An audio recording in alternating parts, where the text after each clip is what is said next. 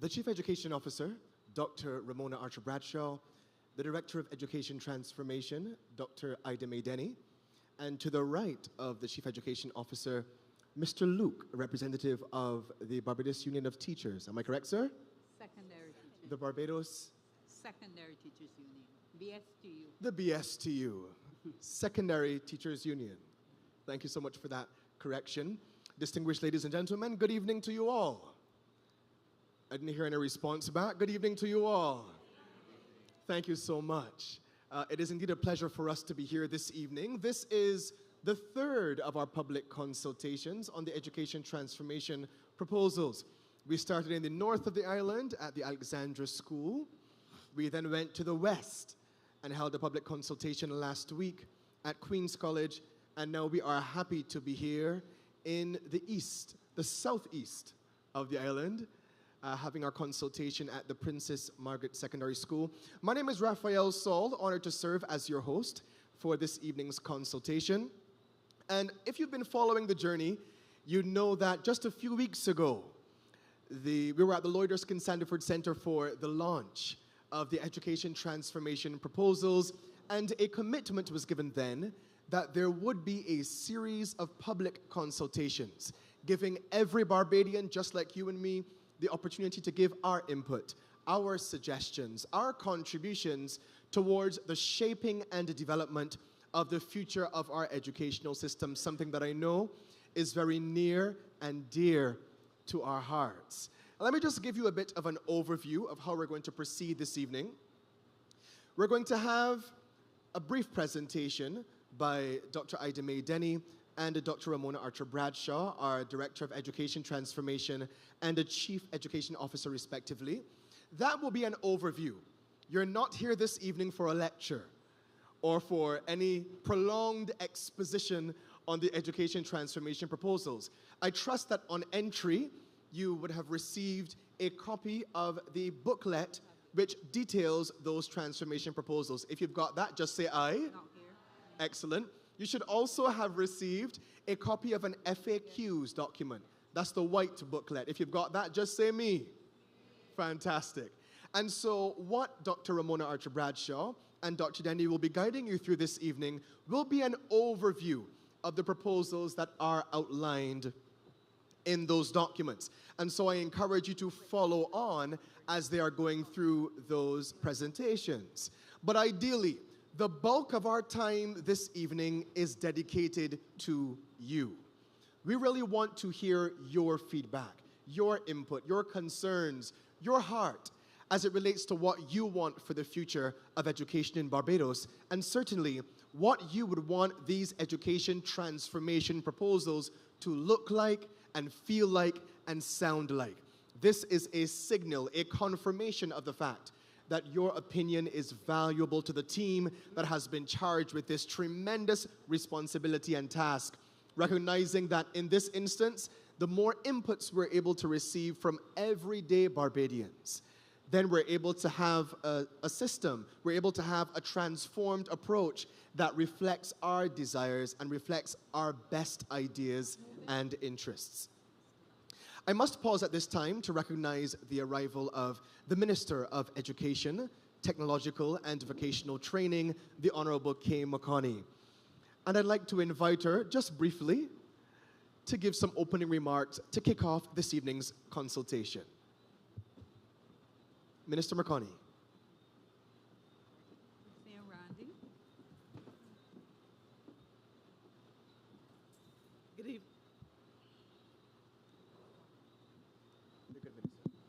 Good evening, everyone. Well, thank you all very much for coming out, even in the rain, to participate at this time. I know that we are all here because we care enough about the children of this country. We care enough about the quality of education. We care enough about how we build this country using the human resources that we have, and that you're here, in fact, to share your thoughts, ask your questions, make your input, tell us what you agree with, tell us what you don't agree with, and that we can truly have a genuine consultation. The intention is that the feedback that we get from you during these consultations will be used as input to the further development of the policy. So this is by no means a fait accompli. And I hope that at the end of this, we will all leave understanding that the best in education is still ahead of us. With that, I will certainly turn you back over to the Master of Ceremonies. Thank you so much, Minister McConney. As I indicated to you earlier, our run of show is quite simple today. You're going to have an overview presentation led by the Chief Education Officer, Dr. Ramona Archer-Bradshaw, and the Director of Education Transformation, Dr. Ida Mae Denny. I invite you, as I mentioned earlier, to follow along in the booklets that you have in hand. Those will be guidelines highlighting the key points that will be covered during their presentations. Thereafter, I'm going to give you some housekeeping so we can transition smoothly into our consultation segment. So I'll hand you over at this time to the Chief Education Officer and the Director of Education Transformation. Good evening, everyone. It's a pleasure to see so many of you here so that we can engage in discussion on the education transformation agenda. Now, for the past year and some, we've been engaging several stakeholders on what a reimagined education system should look like. And after discussion with our partners, we recognized that there was a need to build an education that gives every child a chance at a bright future, a system that teaches each child the way that he or she learns best, that inspires all our children to excel and achieve, and that produces outstanding Barbadian citizens who can compete and do well anywhere in the world. In effect, we want to create a firm education system, one that is fair to all, one that is inclusive, one that is relevant, and one that is modern. Because at the end of the day, we want to produce the kind of citizen who is a global citizen rooted in Bajan values.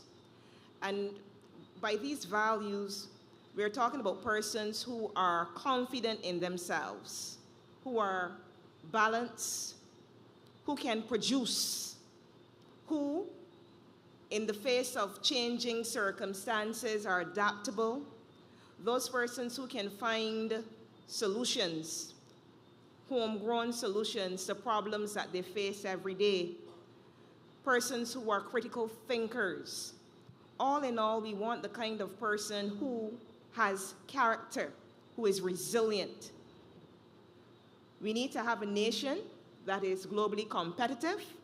Therefore, it is absolutely necessary for us to equip all of our children with critical skills for lifelong learning, quality livelihoods, and life in the 21st century.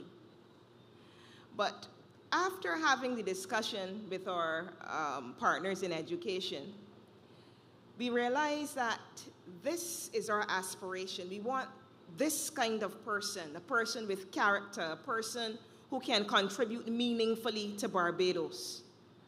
But we recognized we had a problem. We still have the problem. And the problem is that the system is not adding value as it should.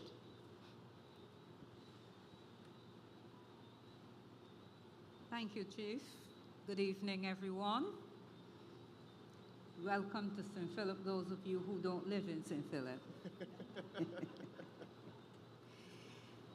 So the Chief said we had lots of consultations with our stakeholders in education as well as with a number of entities across the country.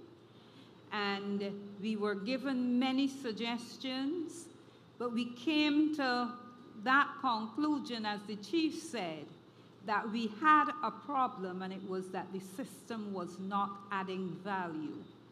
So we determined that we needed to propose some things that would help to add value to the system. So having heard from all of these people, we determined that we needed to have a focus on mastery of competencies. We often like regurgitation. We feel that we needed to know not only what children know, but what they can do. We also recognized that we needed to have a strong focus on social and emotional learning targets. A child who is emotionally intelligent will do well in the system. We also recognized that if we were going to address the problem, we needed to identify performance standards at each level of the system. And the chief spoke about having global citizens with Bajan values. We recognized we needed to prepare our children for global citizenship as well. In addition, we recognize that there's a strong focus in Barbados on the Common Entrance Exam, which is a final assessment. We recognize that we needed to have continuous assessment. We also saw the critical importance of having early screening and diagnostic assessment, because if we know from the outset what a child's difficulties are, we can address those difficulties, and it is more likely that the child can benefit from education from an early stage. We also recognize that we are living in a global village now, and all around us, we have countries that speak languages other than English. And if we are going to encourage our children to be entrepreneurs, among other things, then we have to make them competent to communicate with the people around them. So we recognize that we needed to have a strong focus on functional foreign languages in our programming.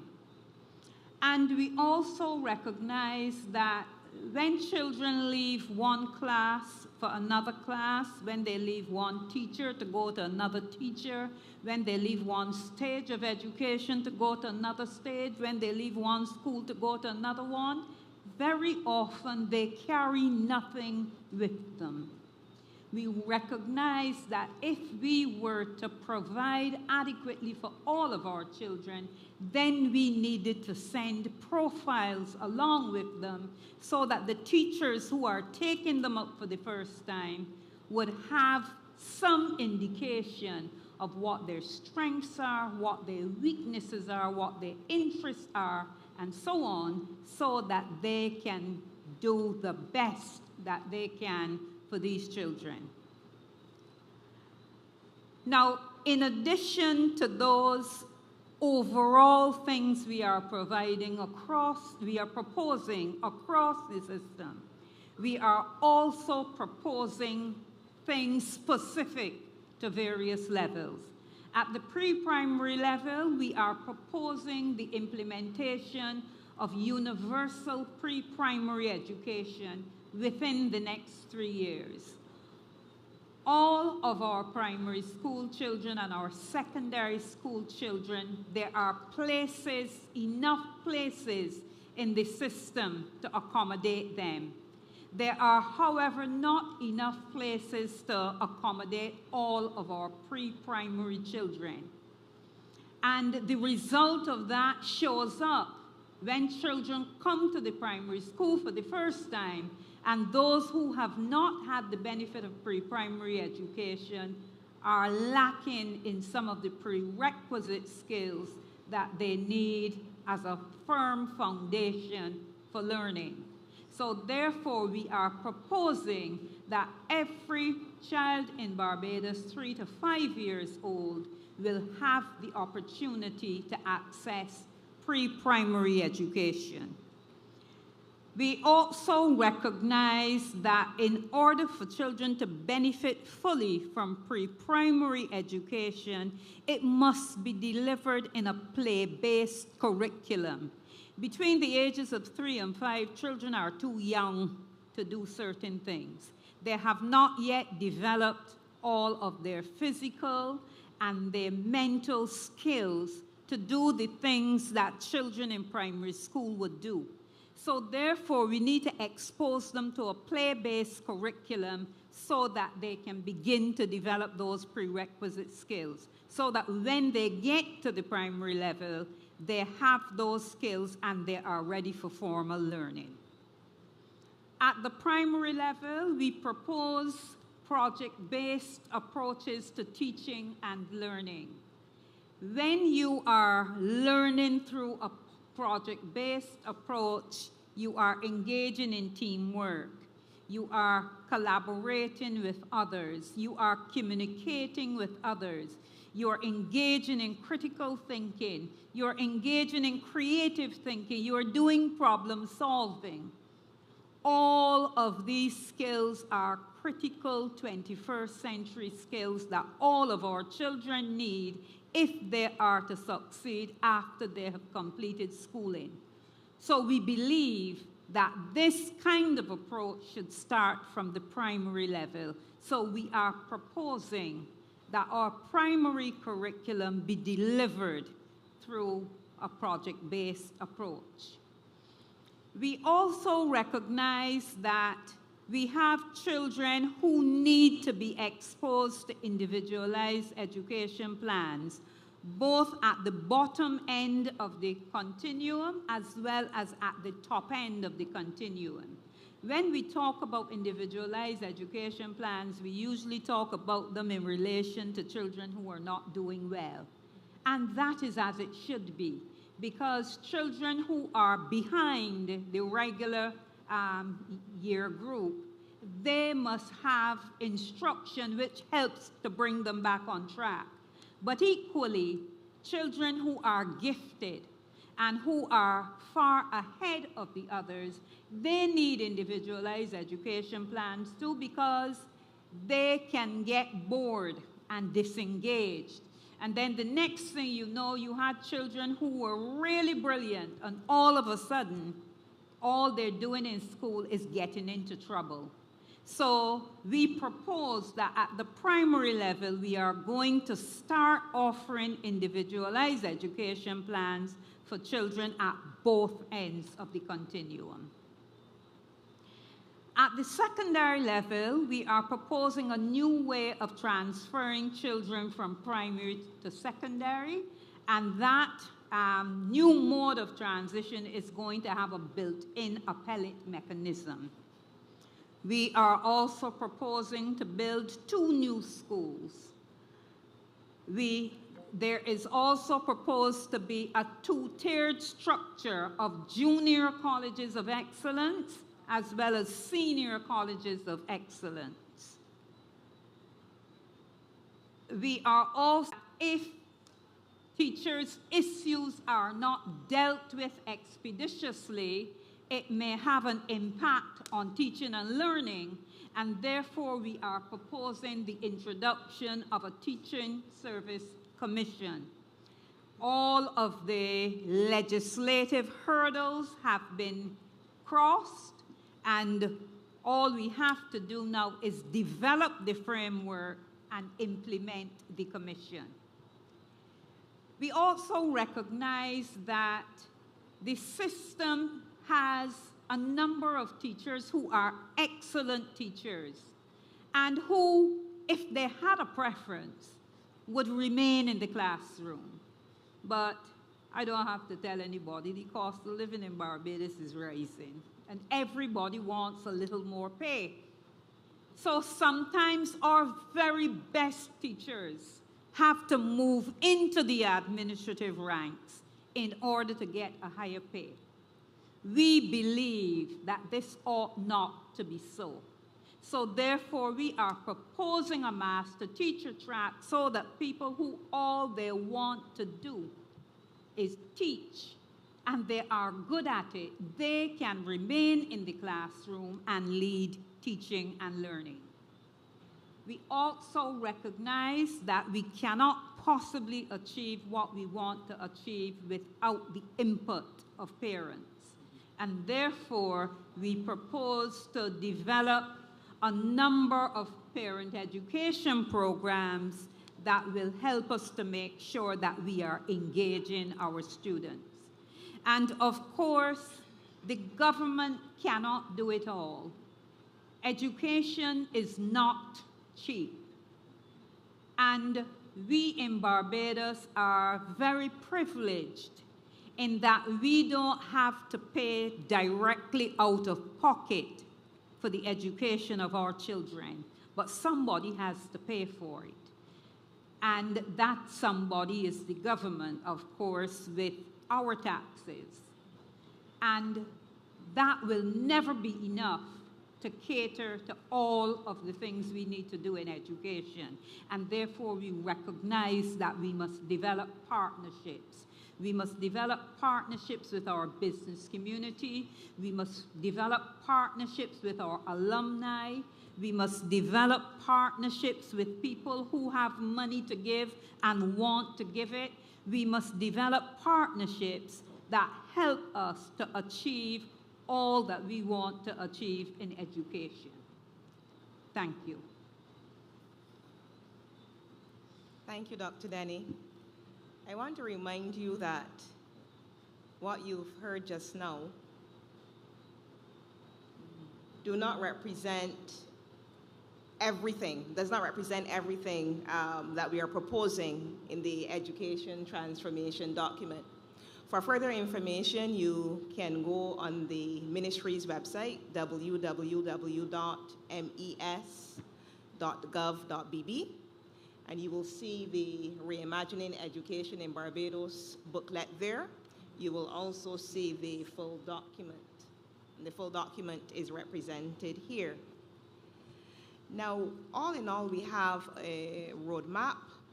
You will see that we began our consultations in full in May, and we continue with those consultations. We had education officer training and principal training quite recently, and we will continue with that training over the next few months. Our public consultations will continue in November, and then we're hoping to have cabinet approval in January 2024. We will have the first report on the ministry's audit in February next year. And that audit, of course, will look at the physical resources that we have, as well as the human resources. And we are proposing an implementation of the education transformation policy in 2025. So as the MC said this evening, we will be quite brief in what we share because we want to use the opportunity to hear from you. And we want to hear your suggestions, your comments, your questions. As the minister said, it is not a fait accompli. The document that you see here, the document that you see on the website, will change between now and December after we have incorporated all of your feedback. So at this time, I'm going to turn over to Mr. Saul.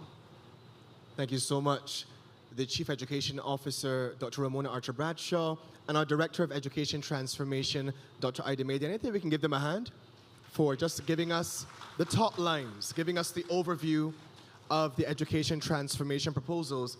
As I indicated to you, though, the main course this evening will be the consultation with you, the members of the public, who will have the opportunity to share your input and share your perspective.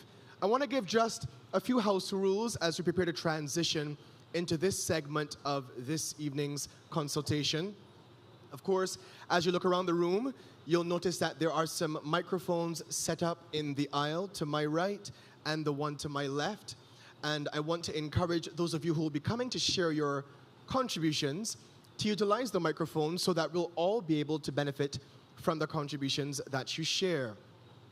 Secondly, you heard Dr. Ramona Archer-Bradshaw, our Chief Education Officer, mention that one of the pillars upon which education transformation is built is that of fairness. And we want to carry that theme throughout our consultation this evening by ensuring that in our contributions, we are being mindful of the fact that there are several persons gathered here this evening, and we want that everyone, or as many of you as are interested in doing so, has the opportunity to make your contributions. As such, you will notice that there will be a timer raised on the screen. That timer is to be used as a guide to help assist us ensure that we're able to move from one contribution to the other. We wouldn't want a situation where any individual or any group of individuals monopolize the entire time that we have together today, such as would cause you to leave here disappointed that you didn't have the opportunity to make your contribution. And so I invite you, I encourage you, I beseech you, in fact, to be mindful of that timer which will come up on screen as you're making your presentations. And should you become so enraptured by the passion of your presentation that you are not mindful of that, I will do my best to remind you of that timer which is on screen. However, as always, there's a silver lining. Should you be unable to make your contribution tonight, either in part or in full, there is an avenue for you to give that contribution in its entirety by submitting it to the email address that has been established specifically for that purpose. If you look at the back of your booklet, you'll notice an email address there, info.educationtransformationunit@school.edu.bb. I want to encourage you, anyone who might not have been in a position to make your contribution by the time we conclude this evening, or if by virtue of the fact that we have to create sufficient time for everyone, you may not have been able to make that contribution in full, then I want to invite you to use that email address to submit your proposal, your contribution, your suggestion in its entirety. Just two final things before I open the floor. This will not be the appropriate forum for the sale or promotion of your products or services. As tempting as it might be, I want to invite us to keep our contributions anchored. Everybody say anchored.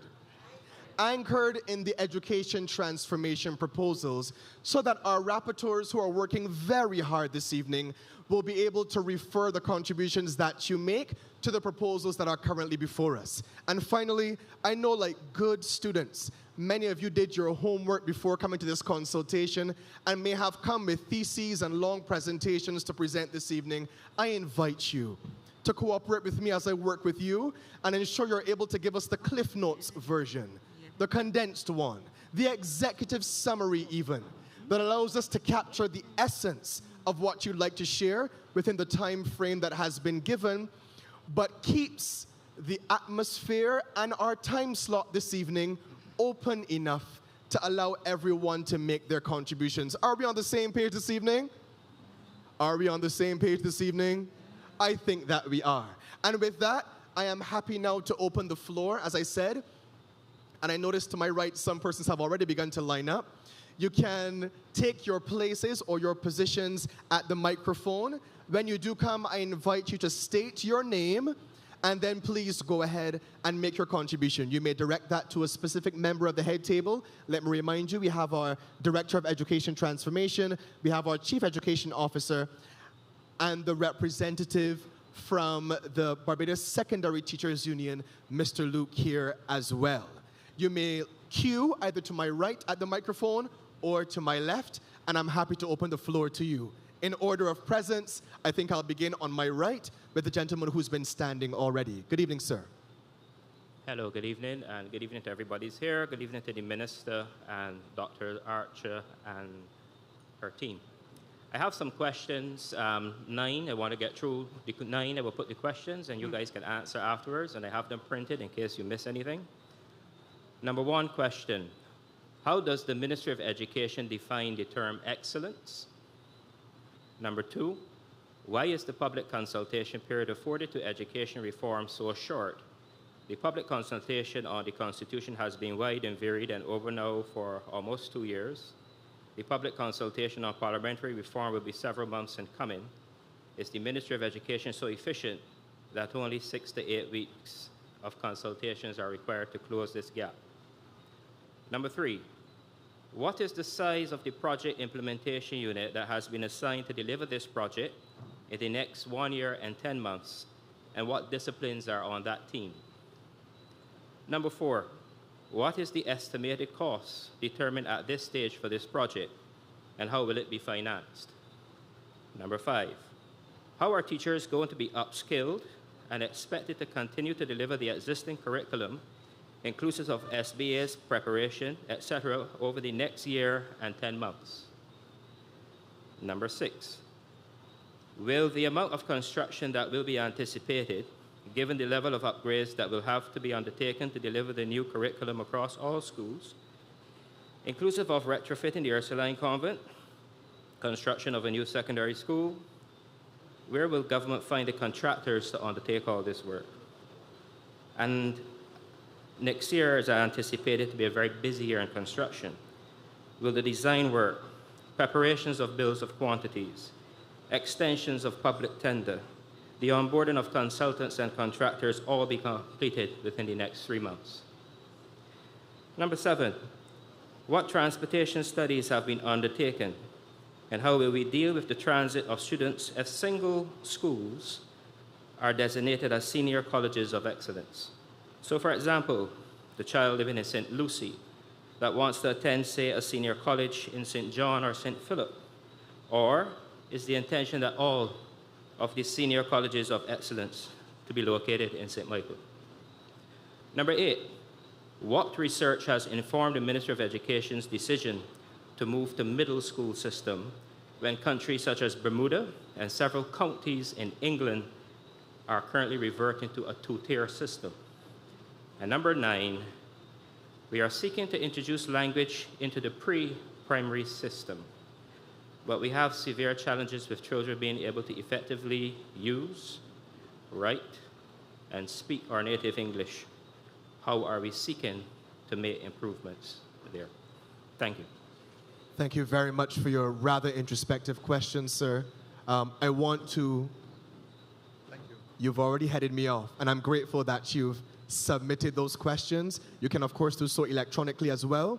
And let's manage expectations by saying, I don't think that the team may be able to address all of those questions tonight, but certainly I believe that we may be able to select a few of them and respond to them here with the opportunity or with the caveat that we'll be able to respond to some of those questions in future. But we're grateful for your rather thought-provoking questions, and I'll hand over to the Chief Education Officer and the Director of Education Transformation at this time. Yes. Thank you for your question, sir. I didn't get your name, though. Apologies, Vincent Jones. Vincent Jones? Yes, ma'am.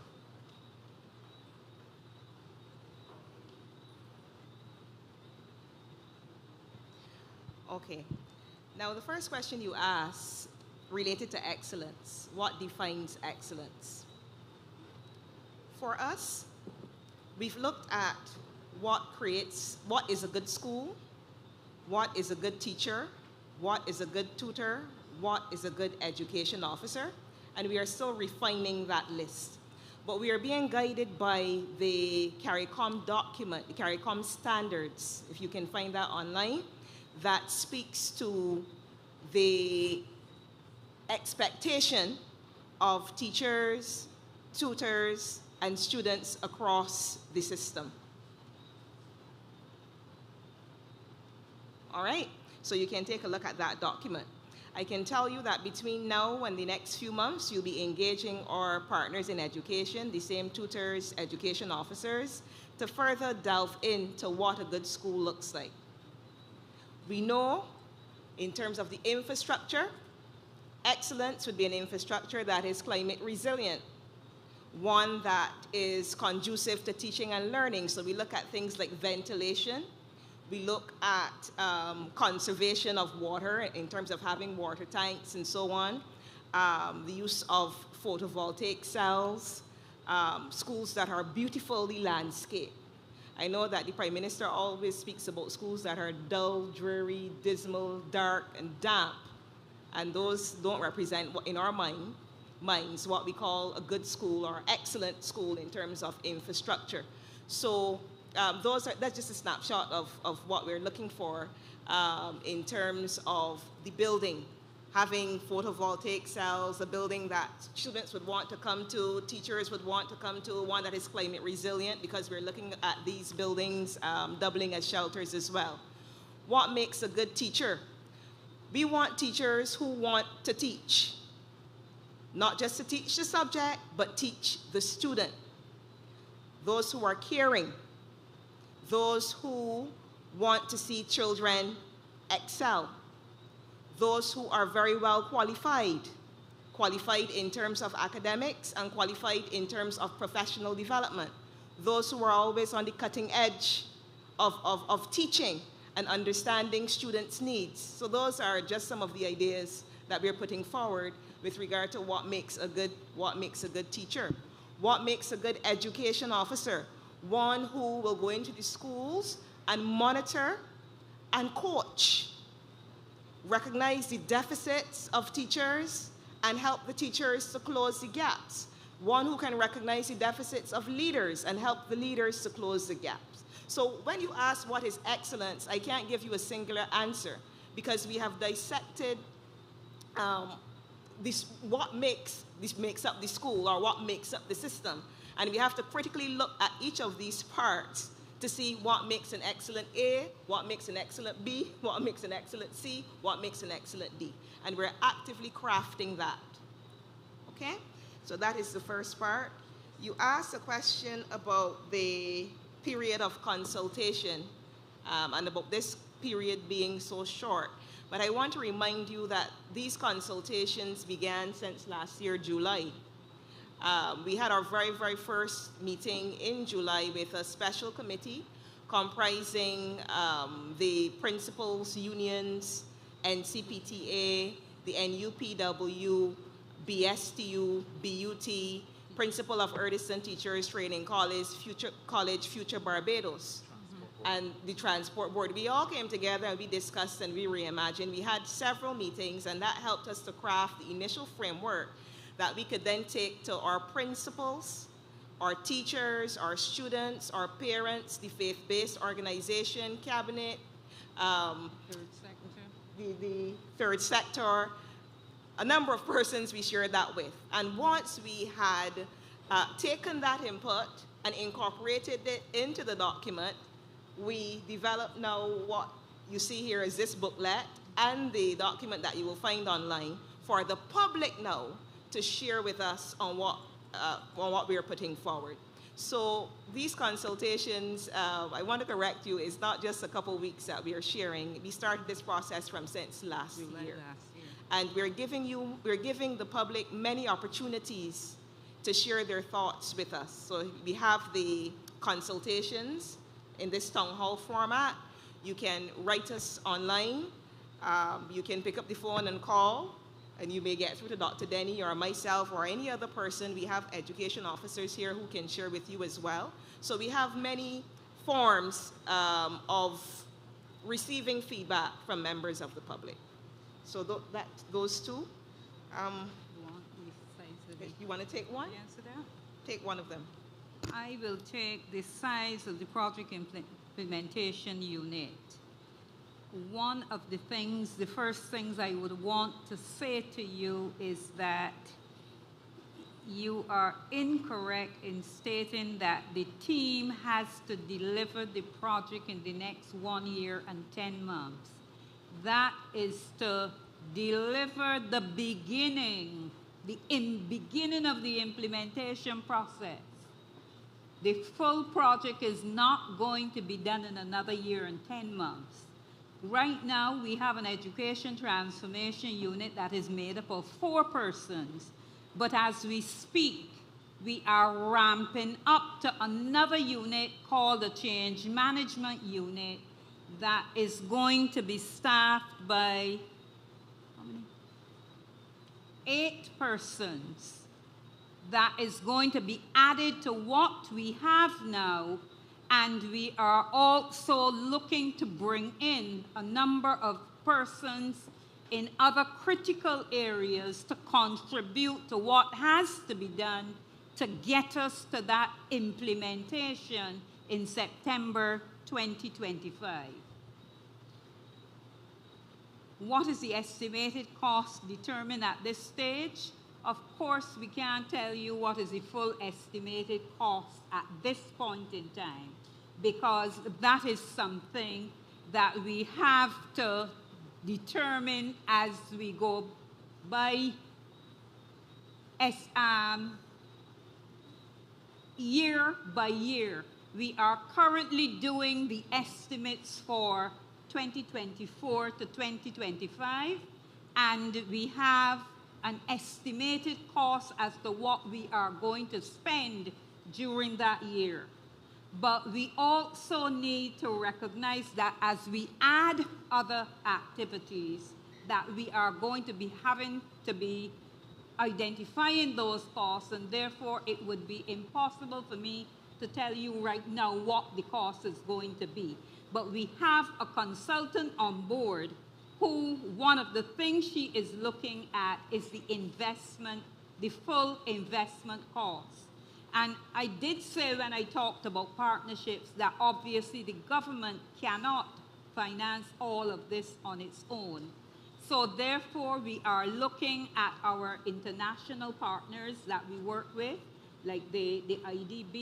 We currently have a $20 million IDB project that is going to contribute to the outcomes that we expect here. There are other entities that we are going to be doing business with. For example, the entity that is going to help us build the 2 new schools. So we have other entities that are going to help us. And of course, we are going to go to our local business community because we are developing these children to contribute to Barbados. And every child that comes out of the school system and goes into a business in Barbados to work, that child is contributing something to the development of this country. And therefore, we believe that we have to appeal to our business community to support what we are doing because they're going to benefit from it as well. And another reason we can't give you an exact cost is due to the fact that at this stage it's still a proposal. So we still have to determine how we are going to move forward. In 2024, we will know exactly how we'll move forward, and we'll be able to give you some cost then. Perhaps Dr. Denny and Dr. Archer Bradshaw, Mr. Jones, with your permission, if we can perhaps extract one more of those questions that Mr. Jones has asked, and then in fairness, again, if we can move to the next contributor. You want to talk about how teachers will be upskilled? Sure. Yeah, we'll talk about teachers. All right, Mr. Jones, a former schoolmate of mine. I just wanted to add a little bit to your question number 2 and then move on to number 5, where we talk about upskilling of teachers. The size of the project implementation unit. Dr. Denny didn't mention that we have several subcommittees as well set up. Those subcommittees have at least 10 members, I think, on each subcommittee. So those subcommittees would include things like there's a subcommittee on legislation. There's a subcommittee on curriculum, which is going to be very important.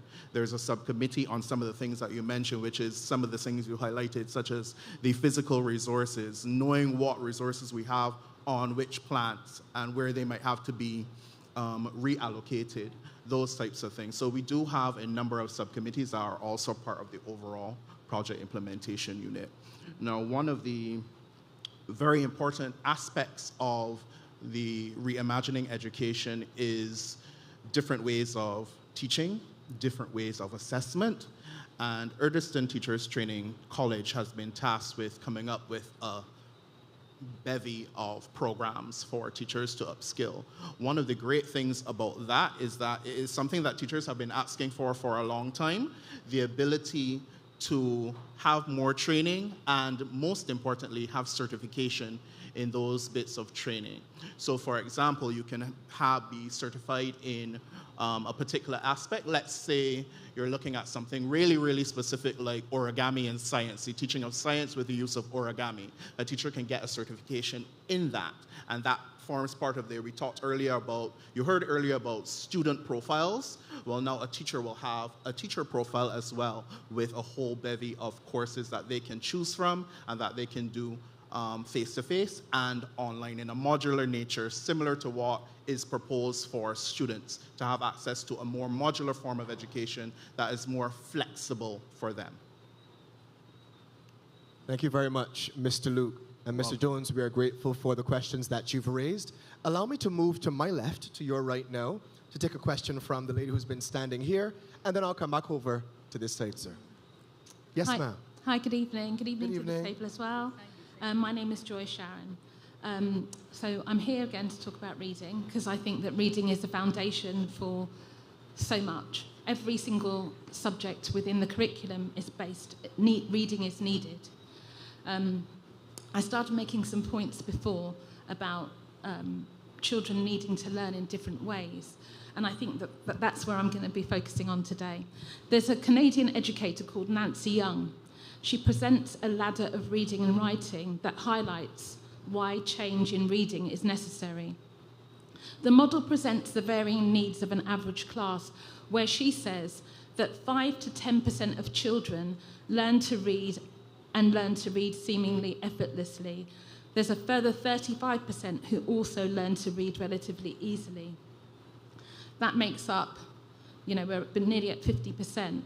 But then there's a further 40 to 45% of students who she says that when they learn to read, write, and spell, they need a specific way and method to be taught, which includes being explicitly instructed by the teacher. And for these children, without that instruction, they will not learn to read proficiently.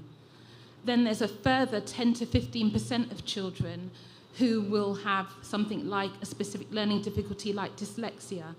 And for those 10 to 15% of children, they will not be able to read with a broad range of approaches. They need a specific approach to teaching them to read.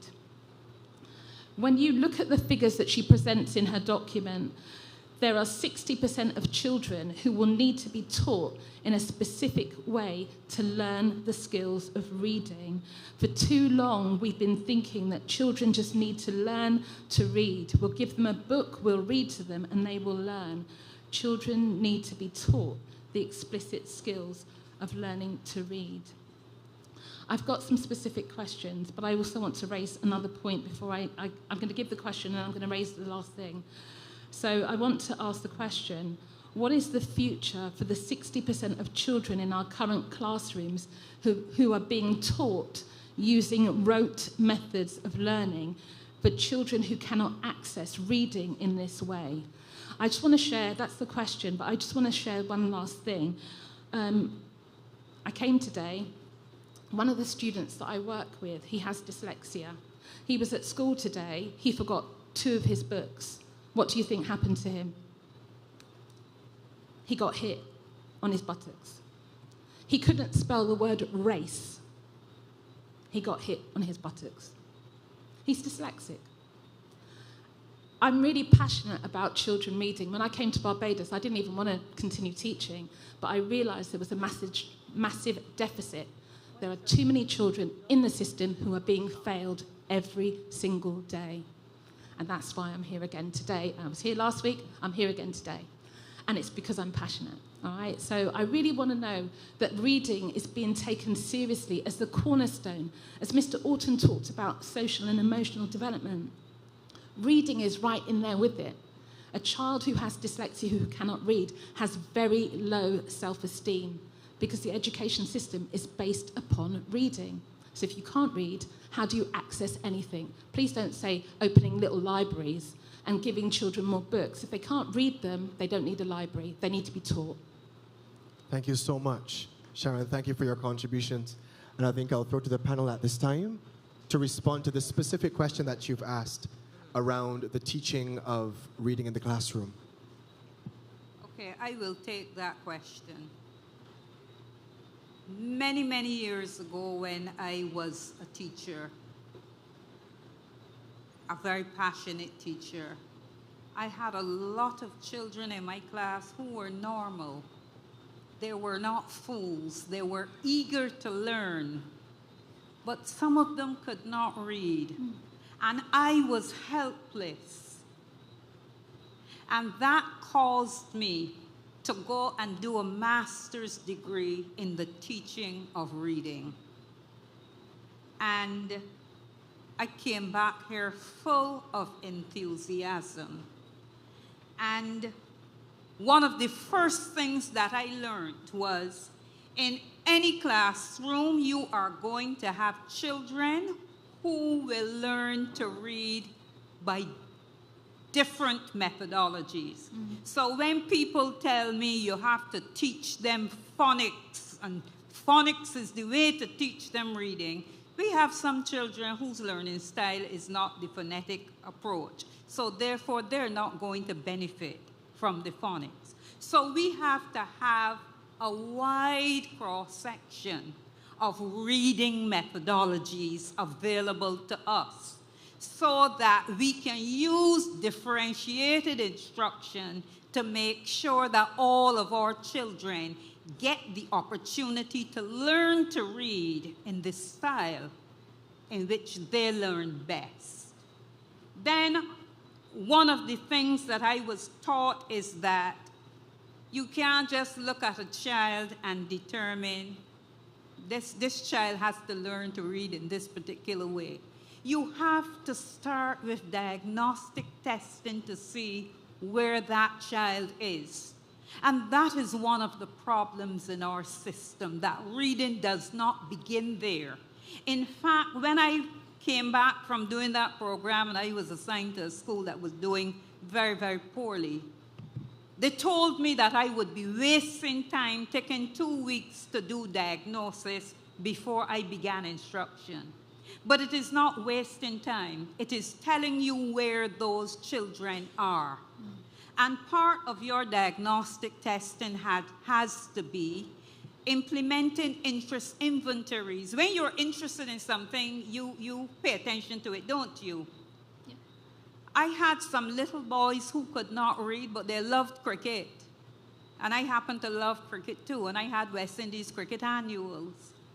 And I brought my West Indies cricket annuals to that school. And let me tell you something, in no time, those boys were reading because they wanted to read about cricket.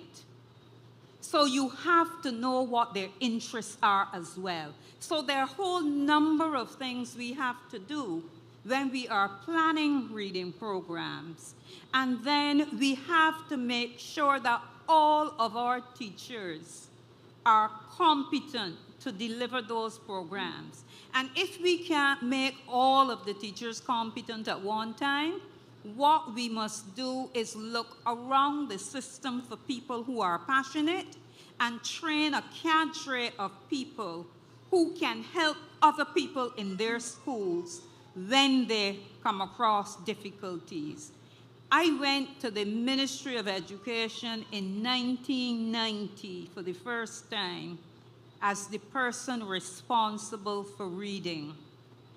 And I got a cadre of people across the system, and we were able to do something about reducing the level of illiteracy in this country.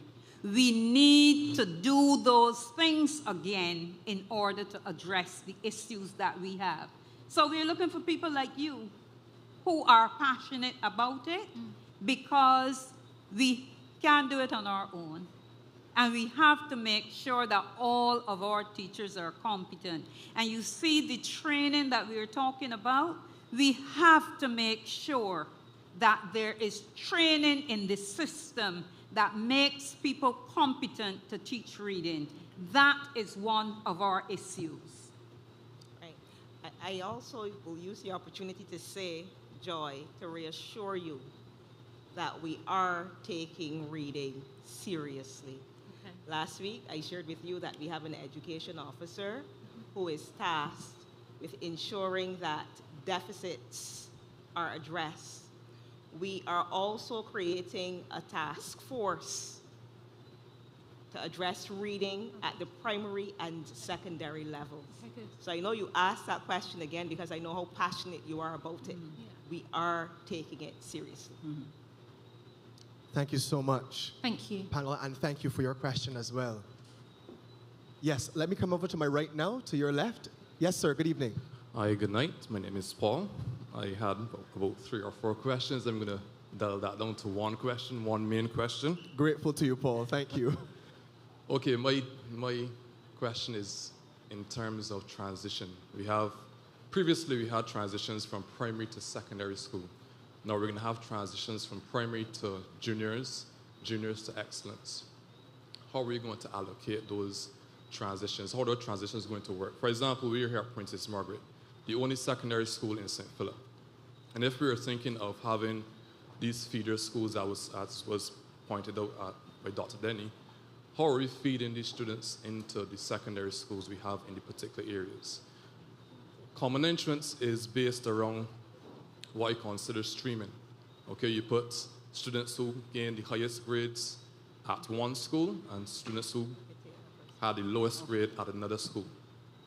Are we going to continue with streaming, whether it is across the board, or are we going to mix ability? So, for example, if we're in St. Philip, and we feed students from Bailey's Primary, Reynolds Weeks, all the schools from in the primary school, how are we going to transition those students from those schools to these schools? And if there's going to be mixability, how are we going to cater to so many different levels of students in one particular school? Already at these particular levels, dealing with students at the lower level or the middle or the top, however you want to put it, is a difficult task. But if you have all the students in one class, how are we going to deal with that? If we're going to feed into the secondary schools as mixability and we have streaming within the classes, how are we going to deal with that as well? Okay, we have multiple issues in terms of discipline, in terms of school sizes, class sizes, sorry. Recognize that some schools have much more higher numbers than other schools. St. Philip is a developing parish. We have a lot more individuals in St. Philip, one secondary school. So how are we going to deal with those issues in terms of transitioning from one part of primary school into secondary school? Okay. Thank you, Paul. Excellent question. Can you please remind us of your last name, please, Paul? Ford. Ford. Thank you so much, Paul. For the benefit of our rapporteurs, of course. All right. Thank you for your question, Paul. So you're asking how are we going to do this? How are we going to do that? What we are proposing is that we have a feeder school mechanism for children to transition from the primary school to the secondary school. It means that we are proposing to abolish the common entrance examination. Now, if there's a feeder school, it means that there is a catchment school. And one catchment school may have more than one feeder school within the vicinity. All right? And I'm talking about the Junior College of Excellence specifically. All right? So I know you're raising concerns about the St. Philip area, and you're saying, or you're raising concerns generally. I know that you spoke about Princess Margaret, but in the Junior College of Excellence, we're proposing that children between 11 to 14 years old be housed in that junior college. What was the cap number, Dr. Denny? You said about 800? There would be about, yeah. There will be about 800 children per school. So that's that first part in terms of how we're going to transition children from the primary to the secondary, from the primary to the Junior College of Excellence.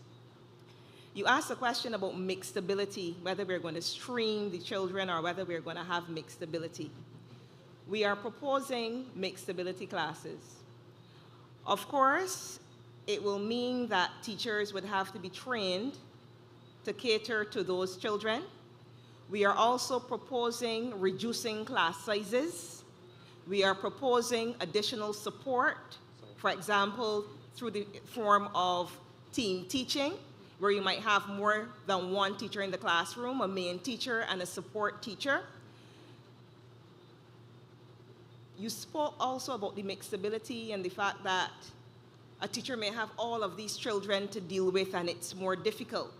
But if you look back at the writings of persons like Vygotsky, how they speak about scaffolding and how children, when they are with their peers, how they can learn from their peers, I think that that is a good support. And research has also shown that mixed ability classes can help children to reach specific standards or specific learning goals if well executed.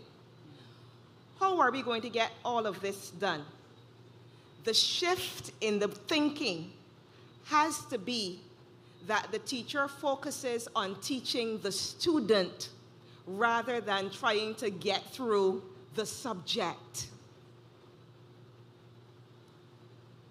That's where it has to start. Because if teachers go with one lesson plan and say, well, okay, I have to teach cells today, or I have to teach momentum today, and I have to get through this, then we're going to have a problem. Children will be falling through the cracks. But if the teacher understands you have different children of different abilities that you can group within the classroom, children will have different activities in the same classroom. It may not be necessarily all the children sitting in rows and columns. You may have children over there in the corner discussing concepts. You might have another group drawing or coloring or, expressing the same concept. You might have children writing out in the form of an essay, and at the end of the day, all of those children can come together and share their ideas. So we have to change our conception of what an ideal classroom looks like. So that's that part. Then you asked about the Junior College of Excellence to Senior College of Excellence transition.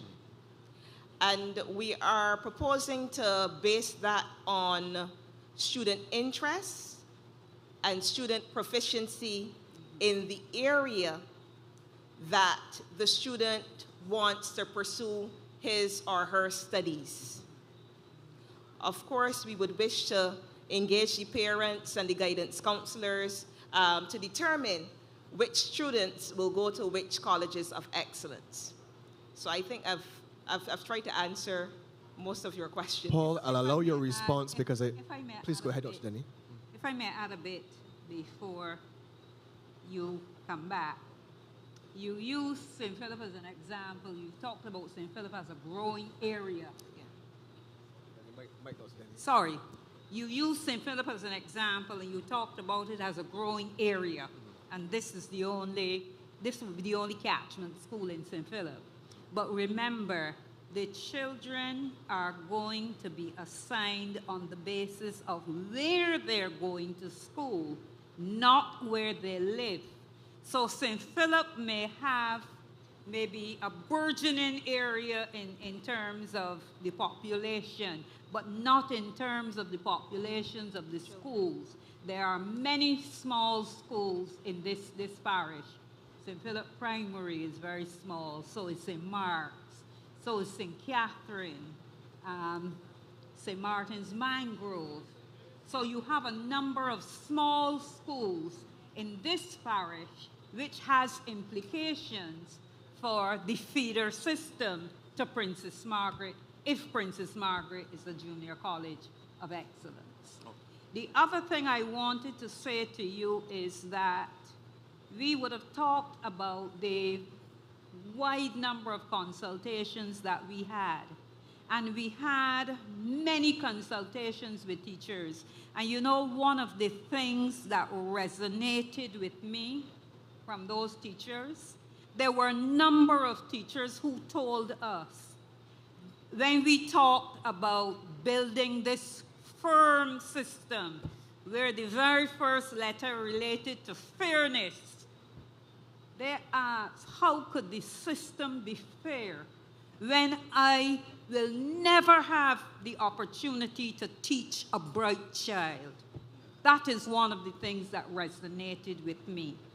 And if we are thinking about all of our teachers and the fact that some of our teachers feel really demoralized because they have to go to work every day and fight with these children who are at the bottom of the continuum.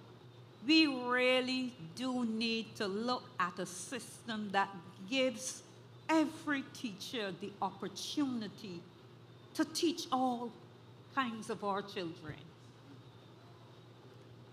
Paul, I notice you've left 1 minute on your timer, so I'll give you that for your response. No problem.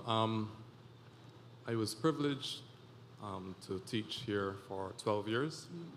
And I believe for the first 5 years, I taught under the system of streaming. And for the last 7 years, under the system of mixability. from my experience, I recognize that we got better results from the streaming. And the reason this is my opinion, we got better results is that we were able to focus specific goals for each class. Now we understand we're going to do mixability where various forms of students may be able to come to a particular school. Would we be able to do a variation of both mix and stream? Feel free to do that. Right? That is a matter for the principal of the school. They're the person running the school. That, of course, relates also to the student's profile. As we mentioned, diagnostic testing is going to be a very important component of this from the time the students are really, really young. So hopefully, right now, you're describing a system where the two extremes are really far from each other. We're hoping that with that diagnostic testing from very, very early, that we can start to see over the years that those extremes coming closer and closer together, such that there may not be a need for that amount of streaming, or the mixability classes may not be so mixed that the teacher really has to struggle to work with individualized plans. So that is the hope. Last week, we were asked a question about what's our dream. That's a part of the dream, hoping to bring those two extremes closer and closer together over the years. Thank you. Thank you very much for your question, Paul. And now to my left, your right, please go ahead, sir, by stating your first and last name and then make your contribution. Thank you, Master Ceremonies. In everything, God first. In the name of the Father, the Son, and the Holy Spirit, one God. Amen. My name is Amha Selassie Jacob. As an ordained priest, I am Kes Amha Selassie Jacob. Kes is like the equivalent of Reverend. Sir, do you mind just taking a small step back from the microphone, just so we don't get a little bit of feedback? Don't want you to go too far, but yes. Good evening to the Minister, Honorable Minister McConney, to the Chief Education Officer, Dr. Archer Bradshaw, to the Director, Dr. Denny, and to Mr. Luke, the other officers of the ministry, respected brothers and sisters. Thank you for this opportunity to express myself. I want to introduce this by emphasizing the complexity of the human being. The human being is the most complex creature. So what we are dealing with is a very, very complex matter. In the short time that you give me, I'm going to touch on just a few things. For me, one of the main purposes of the Ministry of Education is to protect children from false or harmful teaching. I want to go back a little in history to the trauma of learning in Barbados.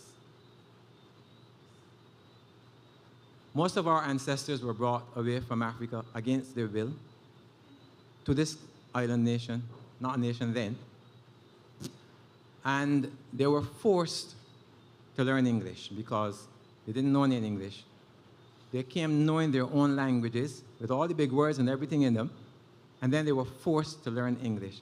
The thing is, not from a school, not from a qualified teacher, but at the end of a whip.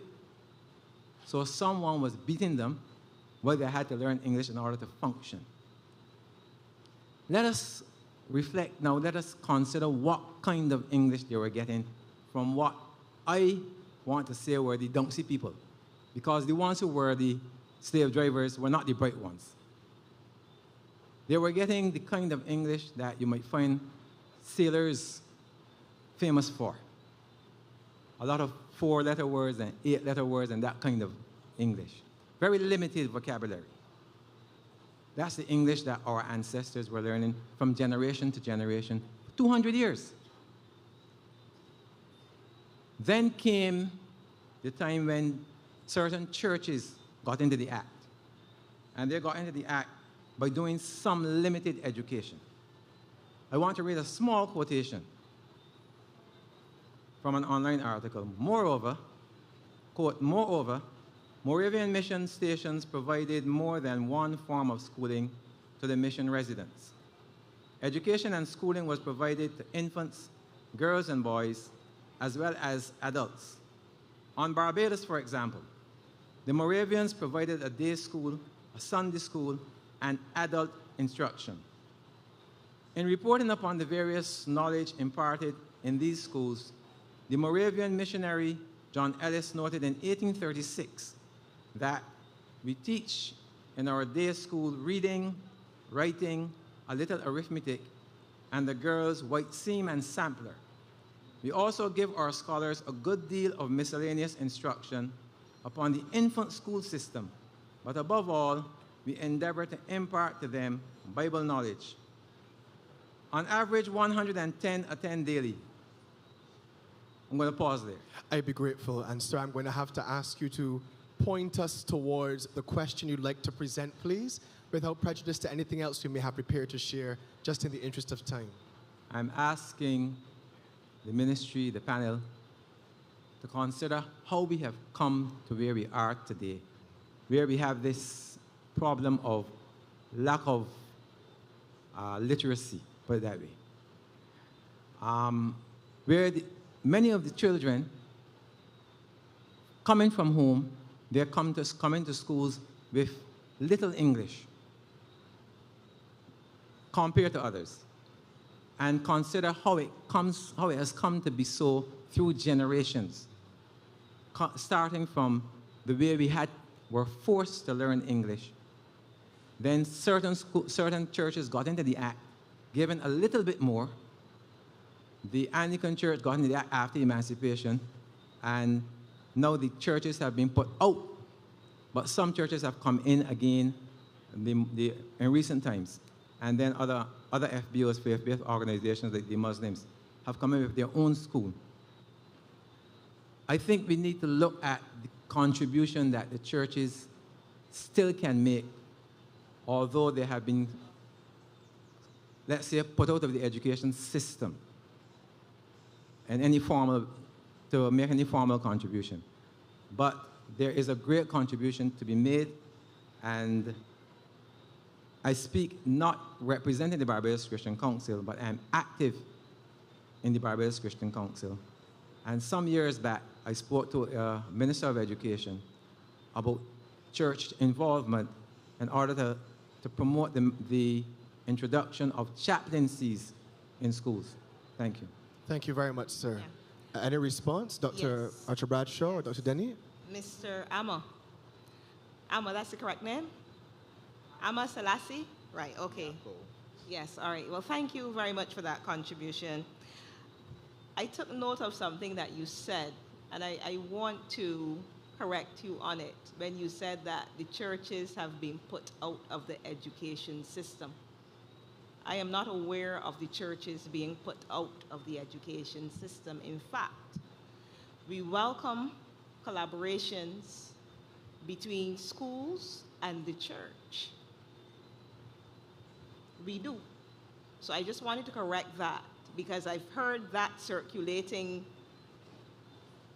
and I don't know where it has come from, but I am not aware of the Ministry of Education putting churches out of the education system.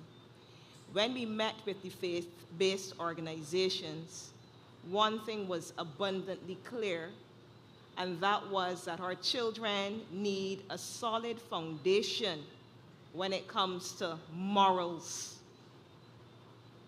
And we spoke about how the church, or how the faiths, can play a role in that. So I want to correct that. It was interesting how you took us on the journey from slavery to now. And I thought it would be prudent at this time to say to you, in terms of the journey, we have to understand where we have come from. You're absolutely right. We have to understand where we have come from. And just recently, we had a consultant in who spoke about decolonizing education. There are many things that we do now that we don't know why we do them. I heard Joy speak about a little boy being lashed for not having books. And I want to speak with you afterwards, Joy, because I want to know which school and so on.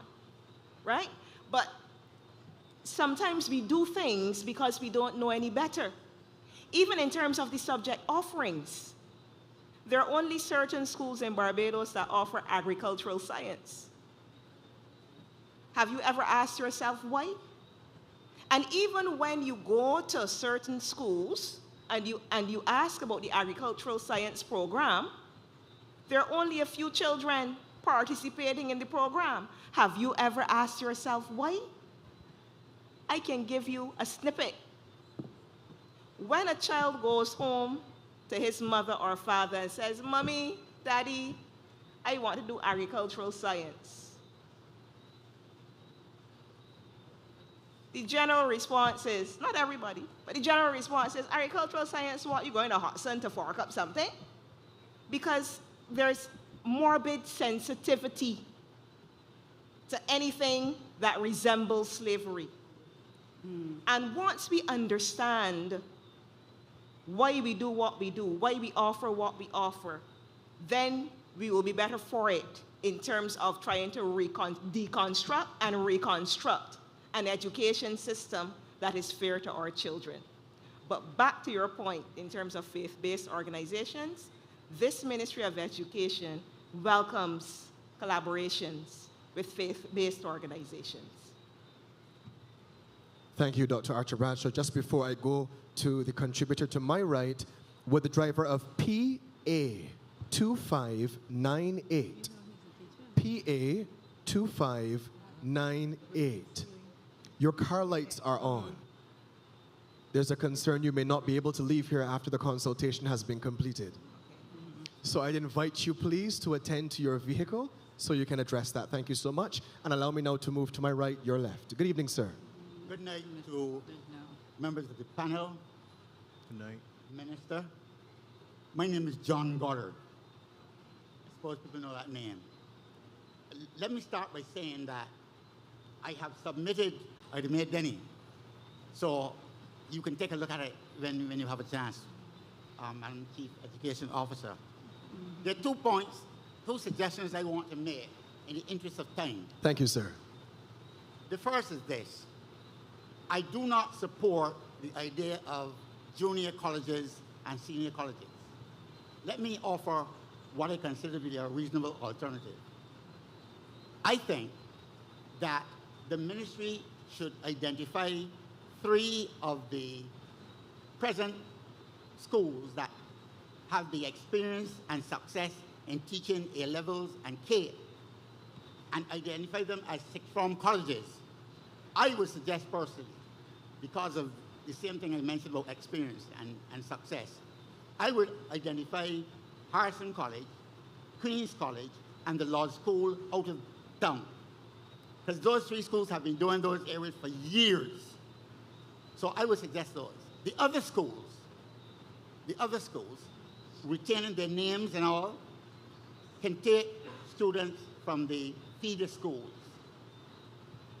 I, like the Ms. Denny, believe that mixed abilities can work once people are properly trained and once the gap, as Mr. Luke tried to point out, is closed through primary education. Now, once the common entrance goes, the primary school teachers should then be required to concentrate their attention on all children, all ability levels. And I support the idea of the diagnostic test on entry to the school, age 7 and age 9, for the purpose of remediation. Then I support a test, assessment test at 10 or age 10 or 11, which will determine not where you go to school, but whether you are ready for secondary education. Because too many of the children right now are not ready. That's why our friend would have some difficulty at a Princess Margaret Secondary School, because we dump all of the, sorry to use the word dump, but we dump all of the children who score below 30 and so on to that school and others of a similar nature. the next point I'm going to make is probably controversial. The primary school, we have to concentrate a lot of our attention at primary level.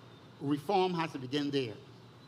And I am concerned, and I believe you all are too, I am concerned about the humongous number of boys who are failing in the system. We need to pay attention to the boys from early. And let me make this suggestion to you. I think that even though both boys and girls can go to the same school, we can teach the boys and girls separately in the primary schools. Boys have peculiar needs. Girls do, but boys have peculiar needs, which may not necessarily be met by a teacher who's teaching both boys and girls. One of the problems in the primary school with boys and girls is that boys go and play. When I was at primary school, boys spent a lot of time outside playing. Walk into the classroom sweaty. No teacher told me that I was too sweaty. Nowadays, boys are afraid to go into class like that. So pitching marbles and playing cricket during lunchtime is not something that is supported. So I think that if we teach the boys and girls separately for most of the subject areas at primary school, we will go a far way in helping our boys to improve their performance. Boys will feel bad in the class with girls because girls mature faster. I ask the ladies, they mature faster, especially at that level than boys, that time than boys. Boys must feel bad if every time results come out from a primary school, a test in the classroom, they are at the bottom and the girls at the top. It's not the girls' fault. So I think that we need to spend some time dealing with boys. Otherwise, we are going to find difficulty coping with the wastage of human resources represented by uneducated males. And there are too many males in Barbados that are uneducated. Go to the Dodge prison. How many women do you see up there? A lot of our men up there, and they cannot read and write. I want to refer you all to the Commission on the Justice Reform Commission is one. I'm going to invite you to make this your last point, sir. Yes, I will. Thank you so much. I'm coming to the end because they said I've submitted something to the Yes, ministry. thank you. So, Mr. Master of Ceremonies, I'm glad for the opportunity to say a few words, and those two suggestions, I would like to have them considered. Thank you. Very grateful. Thank you very much, sir. And thank you also for the spirit in which you raised those contributions. I know that they have been well noted. Allow me to transition to the left and invite the lady standing at the mic. Please just give us your first and last name, and then you can go right ahead and make your contribution. Thank you. My name is Rosaline Corbin, R-O-S-A-L-I-N-E. Don't deprive me of that E, please. Yes, ma'am. Thank you. Good evening to Dr. Danny, Dr. Ramona Archer, and to the other representatives. I welcome the opportunity, thank you. And I would have been able to get several copies of these thanks to Dr. Roderick Rudder, someone whose progress I have followed up to this point. He was able to get me several, so like a teacher, I went through them, highlighted, made notes, and plus my walking libraries here with every conceivable clipping on education reform. So I've come prepared research and hope that I could do justice to those 3 minutes. I would like first to say that there are some tick-offs, positive tick-offs, that I would like to identify. And if you look at page 3 and pages 3 and 4, okay. Page 8, you notice that I skipped because there are some gray areas between those pages. I'm quite satisfied with page 4, page 3, which speaks about what kind of person do we want to develop. What are we proposing on page 5? I would like to see, but have only received frequently asked questions this evening. So I've not studied that. So that maybe have been addressed here. What are we proposing on page 5?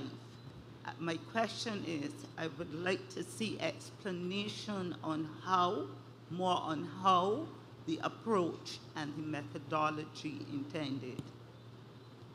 I'm leaving pages 6 and 7 out. I've got my questions about the Junior College of Excellence, the Senior College of Excellence, the transition. I'm not being instructive, Madam Chief Education Officer. I'm speaking as a concerned citizen, a dedicated teacher and facilitator of learning. But this morning, very early, I received a clipping of your presentation where you sought to explain at the last meeting how the colleges would work.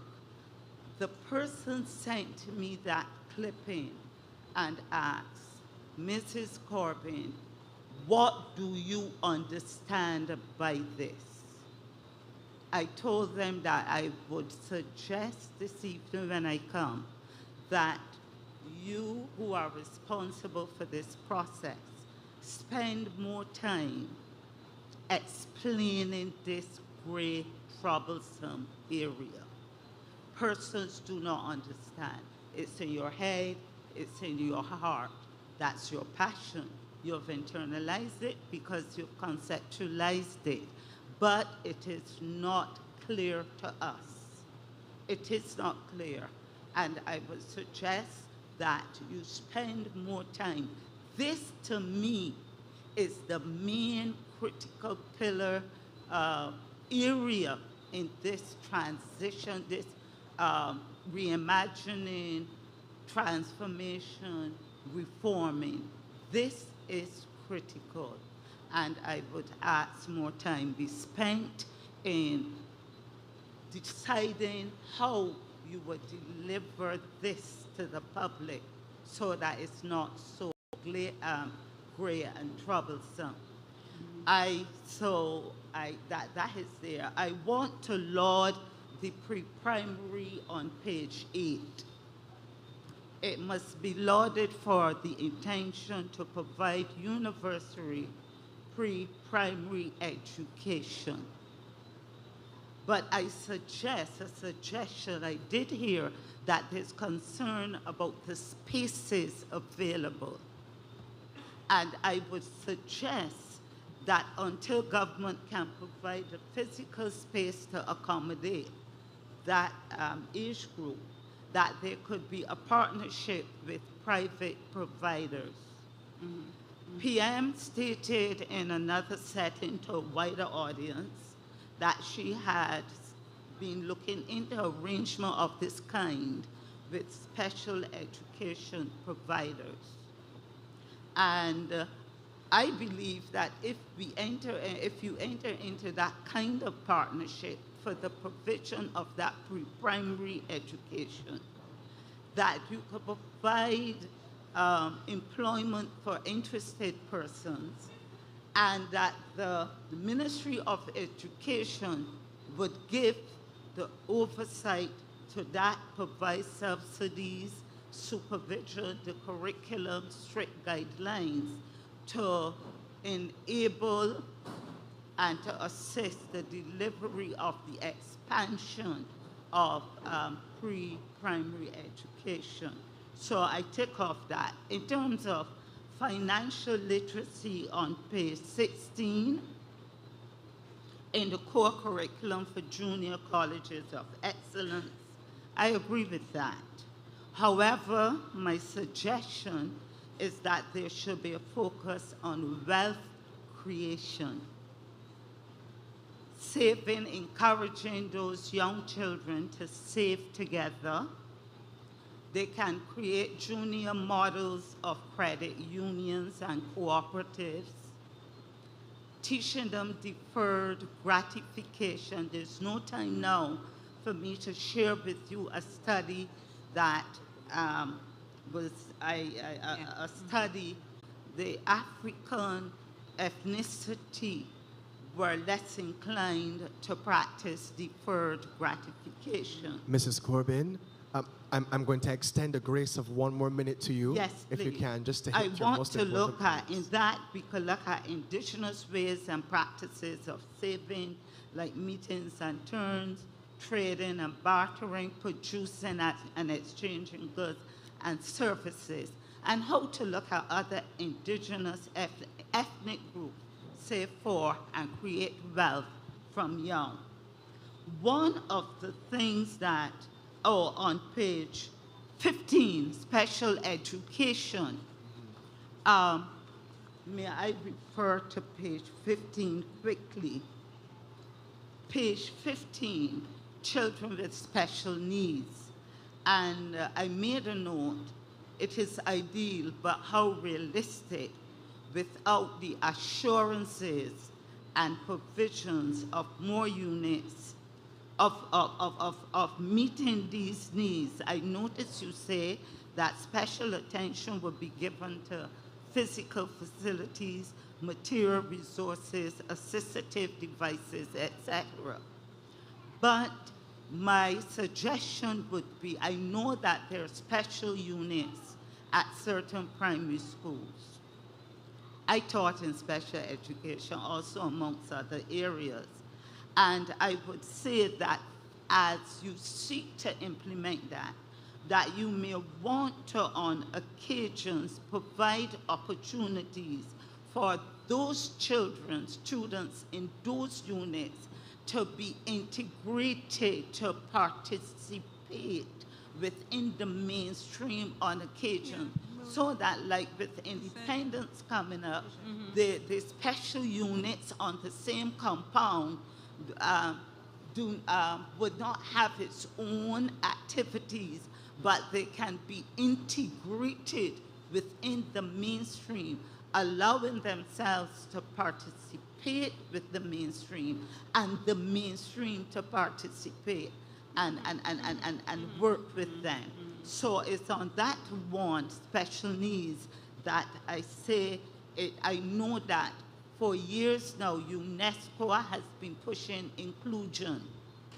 But how do we do it, given our resources, limited resources, and we can do it as a progressive way? And back to pre-primary.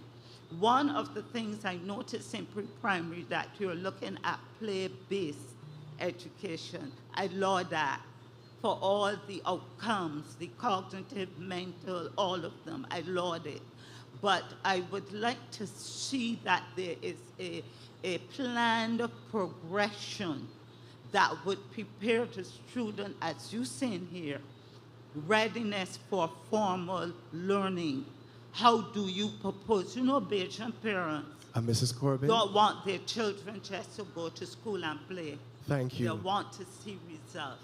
Thank you. We're indebted to you And for your if the thoughtful evening contributions. permits, could I come back? Should the evening permit. Thank you. Given those who are already sitting and on their feet, I am not certain. But we're indebted to you for your contributions. I'll make room for a response from the Chief Education Officer, and then we're going to transition. Thank you. Right. Thank you very much. Rose, I may need you to come back to the mic because I have a question for you. Before I ask the question, while you're coming up, I want to thank you for your very candid contributions. There's a lot that we have taken from what you have said. But particularly, I want to speak to the clarification that is required in terms of the response, because we're here to learn, we're here to grow together and to understand. And it makes no sense moving forward if we are not all on the same page. Now, the clip that you saw was in response to a specific question, a very specific question, where the gentleman asked about a first form student. And the student who's in first form, no. So the response, and I understand that the clip is just the response and not the question. So it's very likely that there may be misunderstanding. Where do you think I can clarify, or we can clarify, so that people have a better understanding of what we're talking about with regard to the transition? What will happen in the primary school? I'm asking too for parents who asked me why they're doing it. Her thing is fix the primary school. Fix the primary school. The delivery in primary school was offered in primary school, and she was adamant that no child should go through primary school and cannot read on leaving. So her thing is, what's happening in the primary school? How do you prepare that child in the primary school to go where that child will be going? They do understand that we are looking at abolishing the 11 plus. Yes. And I think that people are tired of it, of the 11 plus. So anything that would be transparent, equitable, fair, yes, is welcome. So the question is, what goes on in the primary school? How do you prepare that child there? But then they don't understand then how the child will get into these colleges of excellence. They don't understand the bit where you try to explain if the child is in this location and one school is, you know what you explain. So it's those, we're looking at those areas that are not very clear. And even though they might try to understand the colleges of excellence, I'm not necessarily in support of them. I believe that we could, as Mr. Goddard said, and I have all of his articles, that we can look at a pilot, we can look at managing that concept better. May I share an example? I met a little boy some time back who was peddling fair goods because he needed clothes to get to school. He only had one outfit. And my husband and I intervened. And he had passed for one of the older, newer secondary schools. So a school like your school, you know, down in the north. He passed for one of those schools. And he said, but I don't go to that school. When I congratulated him, I didn't want to go there. I love woodwork. I love to do things with my hand. And my mother knew that. So she transferred me to another school, which is not as prestigious or status bearing, but sent him to that school. He's in third form now. He's enjoying it. He's enjoying the opportunities, the teachers. So I am saying that, please explain to us why the junior college it looks good on paper, but when parents knew my child is going to sit the 11 plus, I'll wait to see what school I'm going to select here. It might not be what I want, but the child will go here. There was a kind of certainty. With this now, you don't know, you don't understand how this will work. And it seems as though it is taking away from the parent a role in the decision making. Thank you, Mrs. Corbin. Thank you. All right. Well, thank you. I understand. So thank you very much. Thank you too. So I will use the opportunity now to explain for that parent, given the fact that you've raised that specific question. All right? Thank you. Okay, good. And now, Mrs. Corbin, you can sit down while I give a little feedback on something you said relative to partnerships in the pre-primary. And we do intend to use partnerships with the private sector because the government can physically provide all the places that are going to be required in the time that we have said. But we know that there are a number of private providers who may have space, and therefore providing bursaries to children to go to some of these private places may be an option. As a matter of fact, I shared a document with the chief a couple weeks ago that I was looking through some old papers and I came across this paper that I had written at the time when the Prime Minister was Minister of Education, and we were talking about universal pre-primary education. And one of the mechanisms that we were going to use was partnerships with the private providers. So that is part of the roadmap for universal pre-primary. So just wanted to clarify that for you, and so good to see you. Thank you, Dr. Denny. Dr. Archer Bradshaw? Yes. So in terms of the transition from the primary to the Junior College of Excellence, we are proposing the use of a feeder catchment school system where the children will move from their primary school to a Junior College of Excellence within the vicinity of that primary school. The students will walk with their profile, which will show their capabilities, their skills, and their interests, so that the teacher at the Junior College of Excellence will be able to cater to the child's needs. That's in terms of that transition. Now, the question that was asked last week was specific to what are we proposing for 2025. If that is the kind of transition and we're going to be having the primary school, the feeder school, the Junior College of Excellence, and the Senior College of Excellence, how are we proposing to transition in the year 2025? And that is where I spoke to a child in third form who may be at a school that is designated as a Senior College of Excellence. Now that is a peculiar situation because remember we said that the Junior Colleges of Excellence are earmarked for those children between 11 to 14 years old, while the Senior Colleges of Excellence will be for the 14, 15 to 18 years old.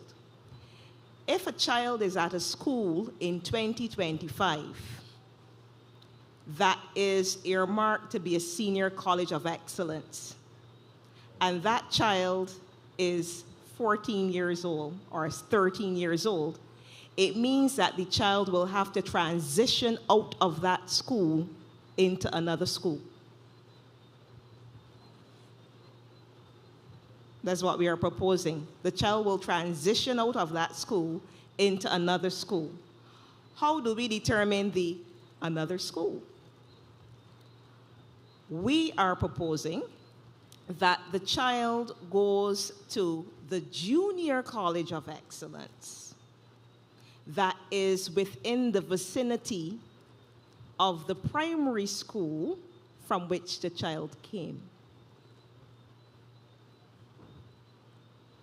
So I gave the example of Queen's College.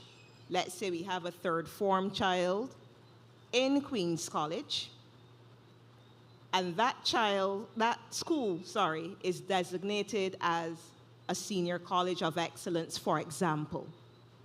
It means that that child cannot remain in that school because that school is not for children of that age. That child will therefore transition to a school within the vicinity of the primary school from which the child came. So if the child came from Charles F. Broome and Springer Memorial is a Junior College of Excellence, it's proposed that the child go to the Springer Memorial School. That will be the junior college, Springer Memorial School. Not if it's a boy. Right? I'm going to get to that. Right, so that was the explanation that was given for that question last week with regard to what will happen, what are we proposing to happen in 2025. Of course, we're going to have to keep explaining it to the best of our ability, but it is for you to give your feedback, because remember, it's still a proposal. Okay? So I hope that I've done justice to that and that your friend at home was able to hear and understand. And if he or she has questions, they can feel free to write or come to the next consultation at Dayton Griffith so that we can further explain. So thank you very much for that. And the concern of the parent, which would be a possible injustice to the child. Remember that the junior colleges of excellence will all have a broad-based curriculum. Essentially, all of them will be taught the same things as a basic, okay? There will be some electives here and there, but that prejudice will be removed. All junior colleges of excellence will be following the same curriculum. So a child can go to any of the junior colleges of excellence and receive the same quality education. Thank you very much for those responses. I believe we have a switch in order as consented to by the gentleman at the front of the line. Just want to ensure, because this question specifically relates to the point that the chief just made. My question relates to the point. I'm sorry, sir. Could you please, please state your first and last name? Elvis Goodwood. My question relates to the point that Dr. Archer was making in relation to the transition. If the child happens to be at a school that they designate a senior college, that the child will then have to revert to a school, a junior college, which was in the catchment vicinity of the school that they went to. Now, I sat here today and I heard a lot of talk about fairness. How, in all honesty, you talk about mental mindset. Mindsets do not change overnight. You're looking at a decade at least to change mindsets in Barbados where education is concerned. That's just the reality. So you're saying to me as a parent, if I have a child, and my child went to Bailey School, and my child at Queen's College in second form come 2025, that you're going to tell me that my child have to come to Princess Margaret because it's a junior college nearest to Bailey's? Where is the fairness in that? And you are psychologically damaging the child. That is the stark reality. Because we know that children look forward to certain schools that they want to go to. It might be that the parents put that in their head, but that is the reality. Mm-hmm. And you are telling the parent, therefore, that their child, who is now at QC in first or second form, that they have to come to Princess Margaret. Where is the fairness in that? That is my question where that is concerned. In relation to the feeder school thing that Dr. Denny speaks about, I perceive that we are seeking to solve one problem and creating another.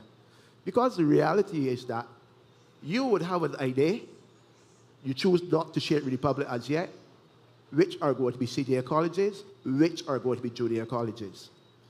When you share that with the public, it shouldn't be a secret, all it should be shared with the public. The public will know, I want my child going to X junior college, therefore, I am going to send my child to one of the feeder schools for X junior college. That is the reality. And that's a challenge then that you're going to have to deal with. The same way now everybody would want to send their child now at Charles F. Brooms or restaurants or... That's the reality that you're going to have to deal with. Mm-hmm. So, saying that these are supposed to be proposals, what you need to do is put on the table for the Bajan public to know and understand, these are the schools we're looking at for senior colleges, these are the schools we're looking at for junior colleges. Shouldn't be a secret, not at this stage. Thank you for your questions, sir, and your contributions. Madam Chief and/or Dr. Denny, do you have any response that you'd like to share? Yes, I would ask him to come back to the mic. Because the first question he asked, what is the fairness in that? Yes. I'm going to ask you to itemize for me the unfairness in that. The stark reality is, as parents, we say to our children, look, when we send you to school, we send you to school to learn and look at the school. Well, in my case, I said to my children, look at the schools in Barbados, see which school you would like to go to. Okay? They chose the school for themselves. I didn't choose the school for them. They decided that they wanted to go to QC. No problem. Had a good program, I ain't got a problem with that. But if you're then going to take my child and send it where me and my child perceive the program is not one that I appreciate. And that is the reality about education. Don't let us fool ourselves. We try to fool ourselves into believing that there will be equality. The reality about this whole thing is that there will never be equality across the board in schools in Barbados. I say this to people all the time, and people get offended. If you take a teacher from Queen's College and put them down at St. George Secondary, it's highly unlikely they will survive. But I know that if you take a teacher from St. George and put them at QC, they will survive. That is the stark reality because they are accustomed to teaching children. The reality, there is never ever going to be this equality that people like to talk about in education. It just will not happen because we are dealing with different individuals. Theoretically, it sounds good on paper, perfect on paper, but in reality, totally different. All right, I want to ask you another question because these are indeed consultations and we want to learn from you. You spoke about poor programming at certain schools. If we improve the programming and we improve the facilities, we improve the quality of teaching, let's say at this school, would you feel more comfortable with your child transitioning from Queen's College here? But remember If, what? Remember don't what? say that it will never happen. Just, I'm answering you, but I'm answering you not in the necessarily way that you want me to answer you. Right. But here's, as I told you, mental mindsets do not change overnight. Right. So this belief that come 2025, that when we institute all of these changes, that the mental mindsets about schools in Barbados will change, not going to happen. Right. It's not going to happen. And don't let us kid ourselves into believing that it will happen. And by the way, I spent a term or so teaching at Princess Margaret. I have nothing against Princess Margaret. That's okay. So we could understand each other. Right. So don't go yet, because I'm trying to understand. So if we put better programming here, you didn't answer my question, you know, better teaching, better facilities, more welcoming environment. But for you to say if we put better teaching, you are seemingly suggesting, and I would have a problem with that, that Princess Margaret does not have good teaching. No, I'm not saying Princess that. Margaret I will have never good say teaching. that. No, I am not saying that. But So when you say better teaching, what do you mean by better teaching? we can have better teaching anywhere. We can have better teaching at QC, better teaching at Harrison College. So I want to know if we improve the programming at this school, if we increase the quality of the teacher at this school, if we beautify the spaces, made it more welcoming, would you be more amenable to allowing the transition? Barring the mental mindset, yes. Right? Or the mindset. Would you be more amenable to having your child transition here? I wouldn't have a problem, but at the end of the day, still, it depends upon the child. Right, okay. That's what I want to understand. It depends. All right. Now, you made a very good point when you spoke about mindsets, because it was the same point that teachers made when we had our consultations. It was the same point that some of our students made when we had the consultations. And they came up with the suggestion that we should have at least 1 year of talking to the children, counseling the children, talking with the parents, talking with everybody to bring about that necessary cultural shift with regard to schools. I know that it will not happen in a year in full, but what I'm recommending is that we start, even now, even if we don't go this route, listen to me, sir, even if, I know you're thinking, even if we don't go this route of junior colleges of excellence and senior colleges of excellence, there is a need for us to change the mindsets in Barbados. And how will that happen? when we change the resourcing across schools in Barbados. And whether we go junior college or senior college of excellence, we have to ensure that there is equity. That's right. Yes, we will strive for equity, but as I say to people often, one of the realities that we have to come to terms with, success in education is built upon dedicated teachers. We have those. Motivated students, for the most part, we have those. But the strongest pillar that determines success in education is parental involvement. Parents who are enthusiastic about their children's learning, and parents who let their children know that they're enthusiastic about their learning. Unfortunately, in Barbados, and sometimes we don't like to discuss unpleasant truths, we have a large segment of the population who do not see education as being relevant, right? I've been in secondary schools teaching, and I remember having a conversation with a child, and I went like this, "But sir, what a waste of time. Why? What's all right that I can go on the block and lineman and look out for the drug man and carry home $300 or $400 a night?" Now you're telling that child who's making that money to come to school, and he's telling you that, but people going to school are not making as much money as I am making. These are some of the challenges that you have to deal with. Now, how do you address that challenge? Because only the policymakers can address those kind of challenges. Not only the policymakers at all. Let me tell you. All of us. Yeah. All of us. We us. had consultations with children. And one of them got up and said, Dr. Denny, you can confirm. Yes. She said, "Well, I know my mother spends a lot of time with me doing homework and so on, but other children don't have that. Parents need to be more involved. So we know how we're going to do it. We're going to do it through our student councils." I'm talking like how these children talk to us, right? "We're going to do it through our student councils. We're going to come up with a program to get our parents to be more involved. Because it's not fair that I sit at home on evenings, and my mother is there helping me along, and other children don't have that." Am I correct, Dr. Denny? That is Sure so right. correct. Am I correct, Mr. Lou? Sure, right. We also had Parental involvement. children who told us they didn't understand why the adults in their life would tell them not to keep company with children who go to certain other schools. So all of the attitudes that these children exhibit, they're attitudes that are inculcated by adults. The children, if left to their own devices, there would be more compassionate, they would be more inclusive.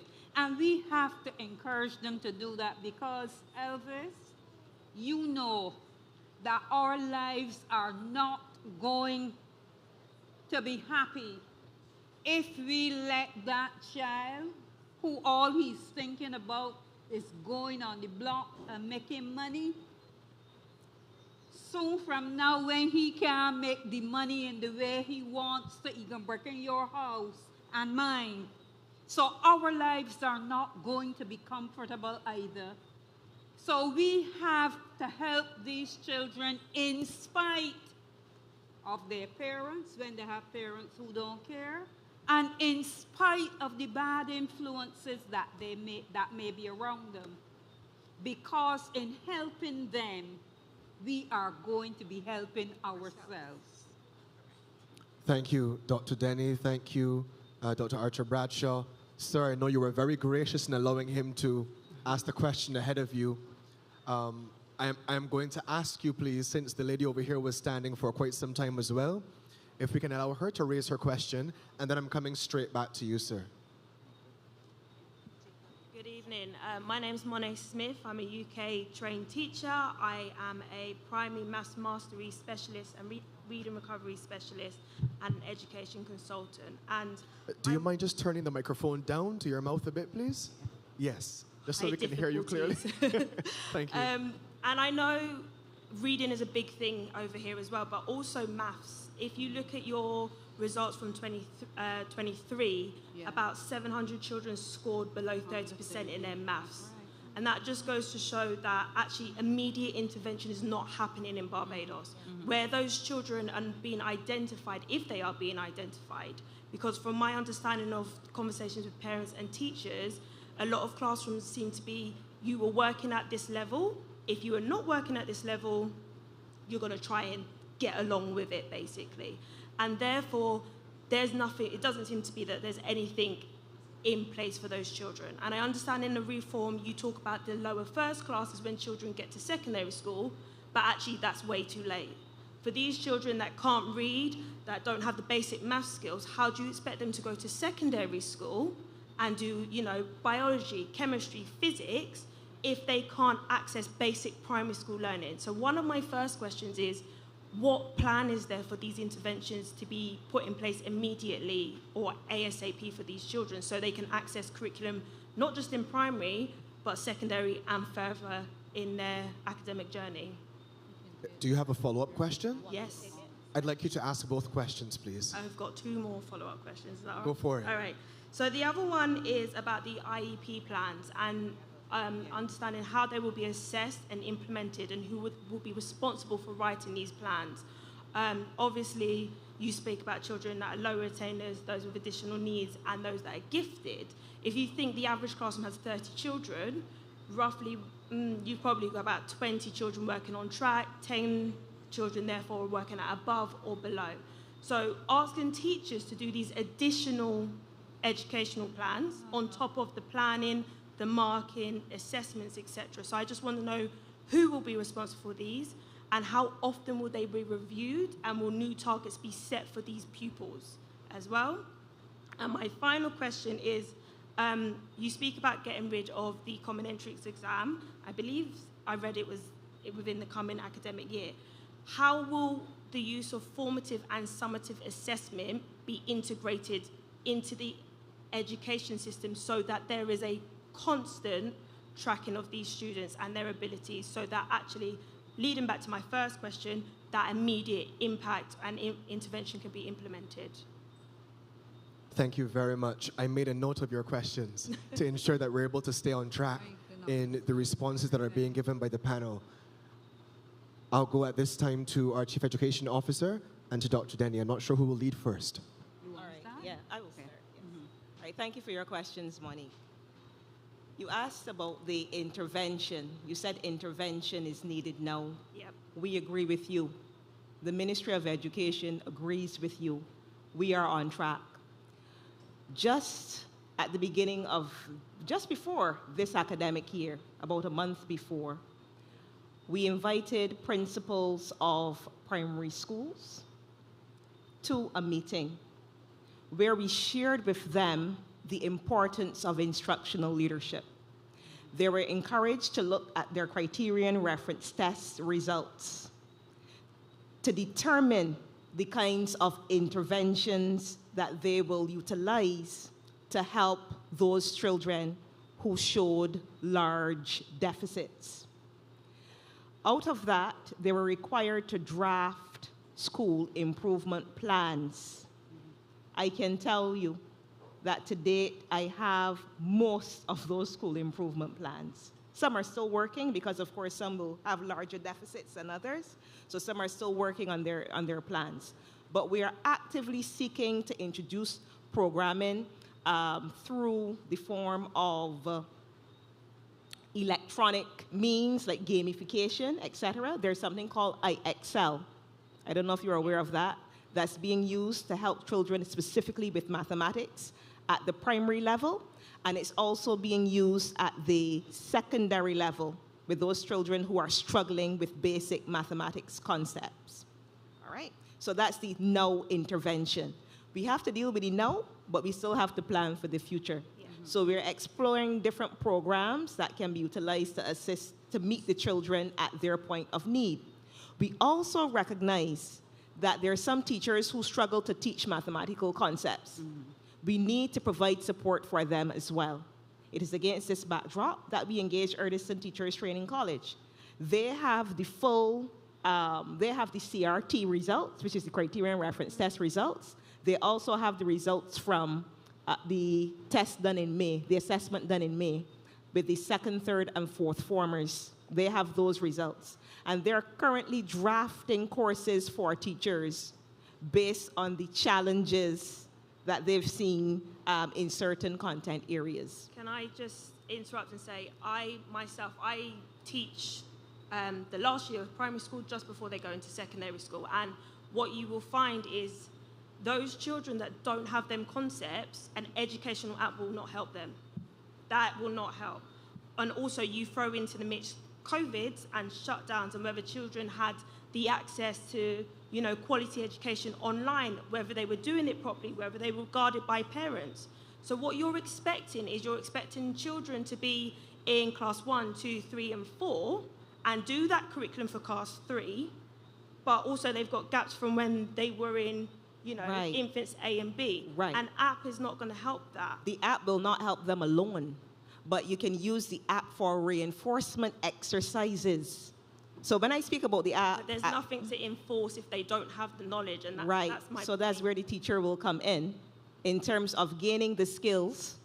So you might have to bring in some persons from Erdiston, or education officers will go in. Right now there is a teacher at one of our secondary schools who is doing exceedingly well in terms of moving children from very, very low performing areas to exceedingly high performing using the same IXL. And we've utilized her to train other teachers over the summer vacation, right? So we're using communities of practice as well.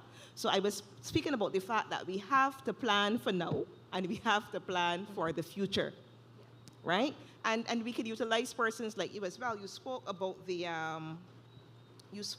IEPs and whether teachers will be required to write IEPs in addition to what they're doing. No.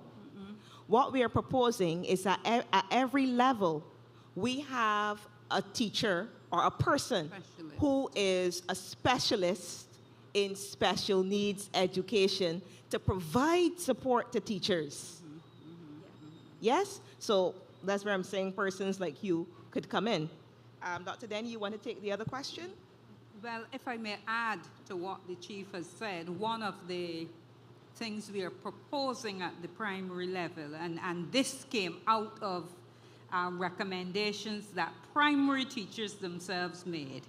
Many of them acknowledged that they did not have all of the skills to be a specialist maths teacher or specialist English teacher, and they felt that we needed to have some specialization in those two areas. And that is one of the things that we acknowledge that we would need in order to help these children.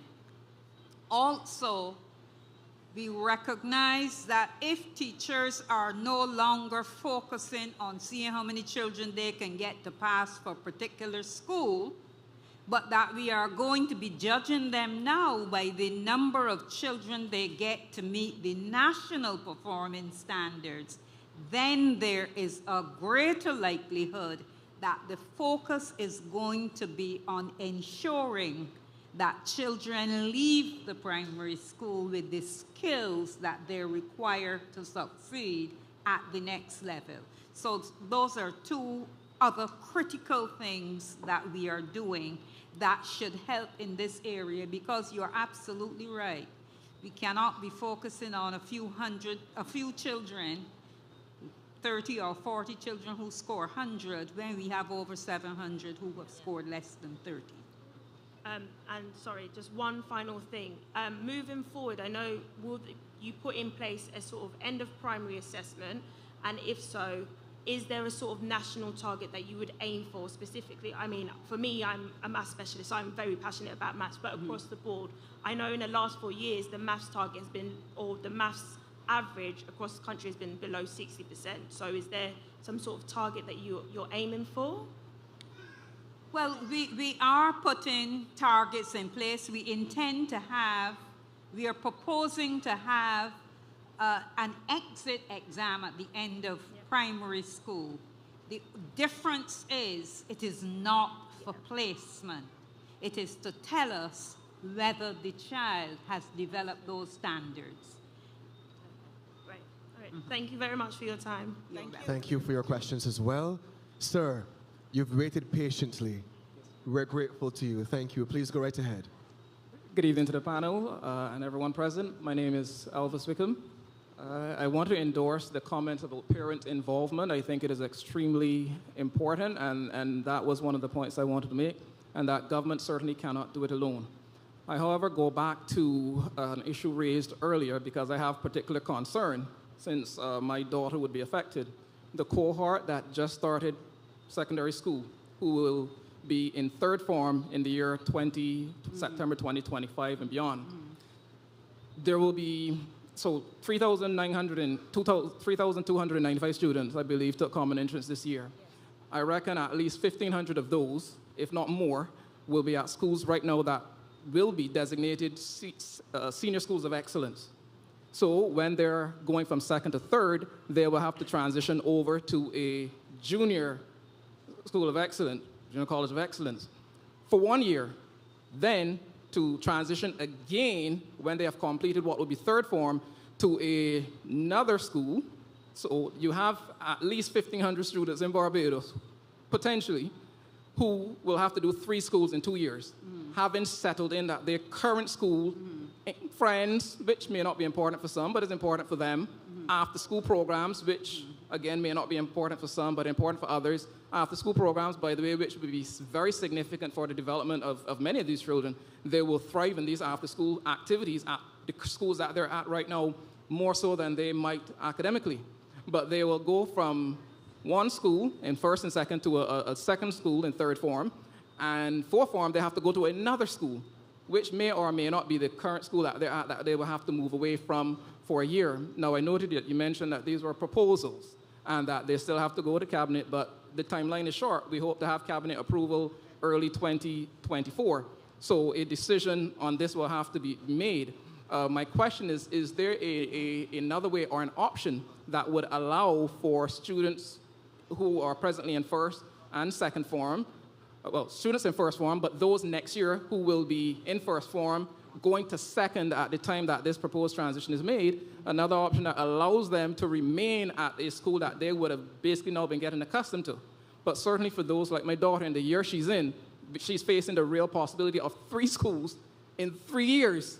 I'm thinking there has to be a better way to handle that cohort, and to a lesser extent the cohort after them, because at least the cohort after them will have 2 years at a junior college of excellence, but her cohort is going to have at least 1,500 children are going to be transferred to another school for 1 year, then to be transferred again at the end of that year to their third school in 3 years. So is there another way of handling that group that would minimize the disruption that they experience? And as I said, this is not just the academics, this includes after school instruction, and this includes the friends that they would have made for the first 2 years of their secondary school life.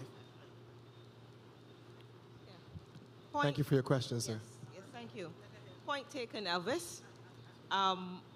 He said his name was Elvis. Yes, he's Elvis as well. There are 2 Elvises. Right. So you're right, 3 schools in 3 years. The other option was to take the phased approach, the phase in, phase out, where the child will continue at the school, but in that first year, 2025, we will introduce the Junior College of Excellence curriculum, and then just phase up, every year until we have, at the end of 7 years, a full Junior College of Excellence and a full Senior College of Excellence. But when we analyze that in itself was deemed to be more problematic than what we are proposing now. How is it more problematic? If we use the phase-in, phase-out approach, we would have 2 sets of curricula running at the same time in the same school, being taught by the same teachers, different assessments happening at the same time. That's just part of it, right? In terms of the confusion. So both of them will require getting used to, but one was more problematic than the other in our evaluation. And that is the reason that we ended up proposing that in 2025, we have the full transition. It is just that we would have to manage it exceedingly well. And pay closer attention to those children who are going to be particularly impacted, like your daughter. Right. Because at the end of the day, we don't want any one student to be disadvantaged. We don't want any one student to be disadvantaged. But in order to have the change, there will be some displacement. So the question is, how do we manage it that in a way that causes the least hurt? And you can offer suggestions to us. We're here to hear your suggestions. As the minister said, I'll reiterate, it is not a fait accompli. If you think it can work with some tweaking here, tweaking there, tell us. If you think it can't work, tell us. If you think that there's another alternative, tell us. But at the end of the day, we know that there are certain changes that must be made to the education system so that we can ensure that each child has the bright future. And I can guarantee you the chief isn't paying lip service to that. That particular age group has been engaging our attention, as well as the current, not the current, the 4th and 5th form year group who will be taking CXA examinations. We are really concerned about those two, the ones who will be in 3rd form at that point in time, and the ones who are 4th and 5th. We are really concerned about that. So those, we want suggestions about those things particularly, because that is really engaging our attention. The type of support that we will need to give to those students and parents as well. The social and emotional learning that we talked about last week, I don't know if you had an opportunity to tune in last week about it. Yes. The extracurricular activities play a major role in emotional intelligence. There's social and emotional learning, that socialization in those clubs, the service nature of a lot of those clubs and all of that is really important. So we had that in one of our earlier reform committee consultations where someone asked, so what are you going to do about extracurricular activities? And that was again a light bulb moment for us. It was like, oh, shoot, yeah. So as we go along, we're also trying to work through everything as much as possible to make the transition across the system as painless as possible. There's going to be some discomfort, but we're trying to think of all ways to support all students through the transition. Well, certainly, any specific suggestions that I have, I've noted the email. Don't have any at the moment. I just highlighted that concern.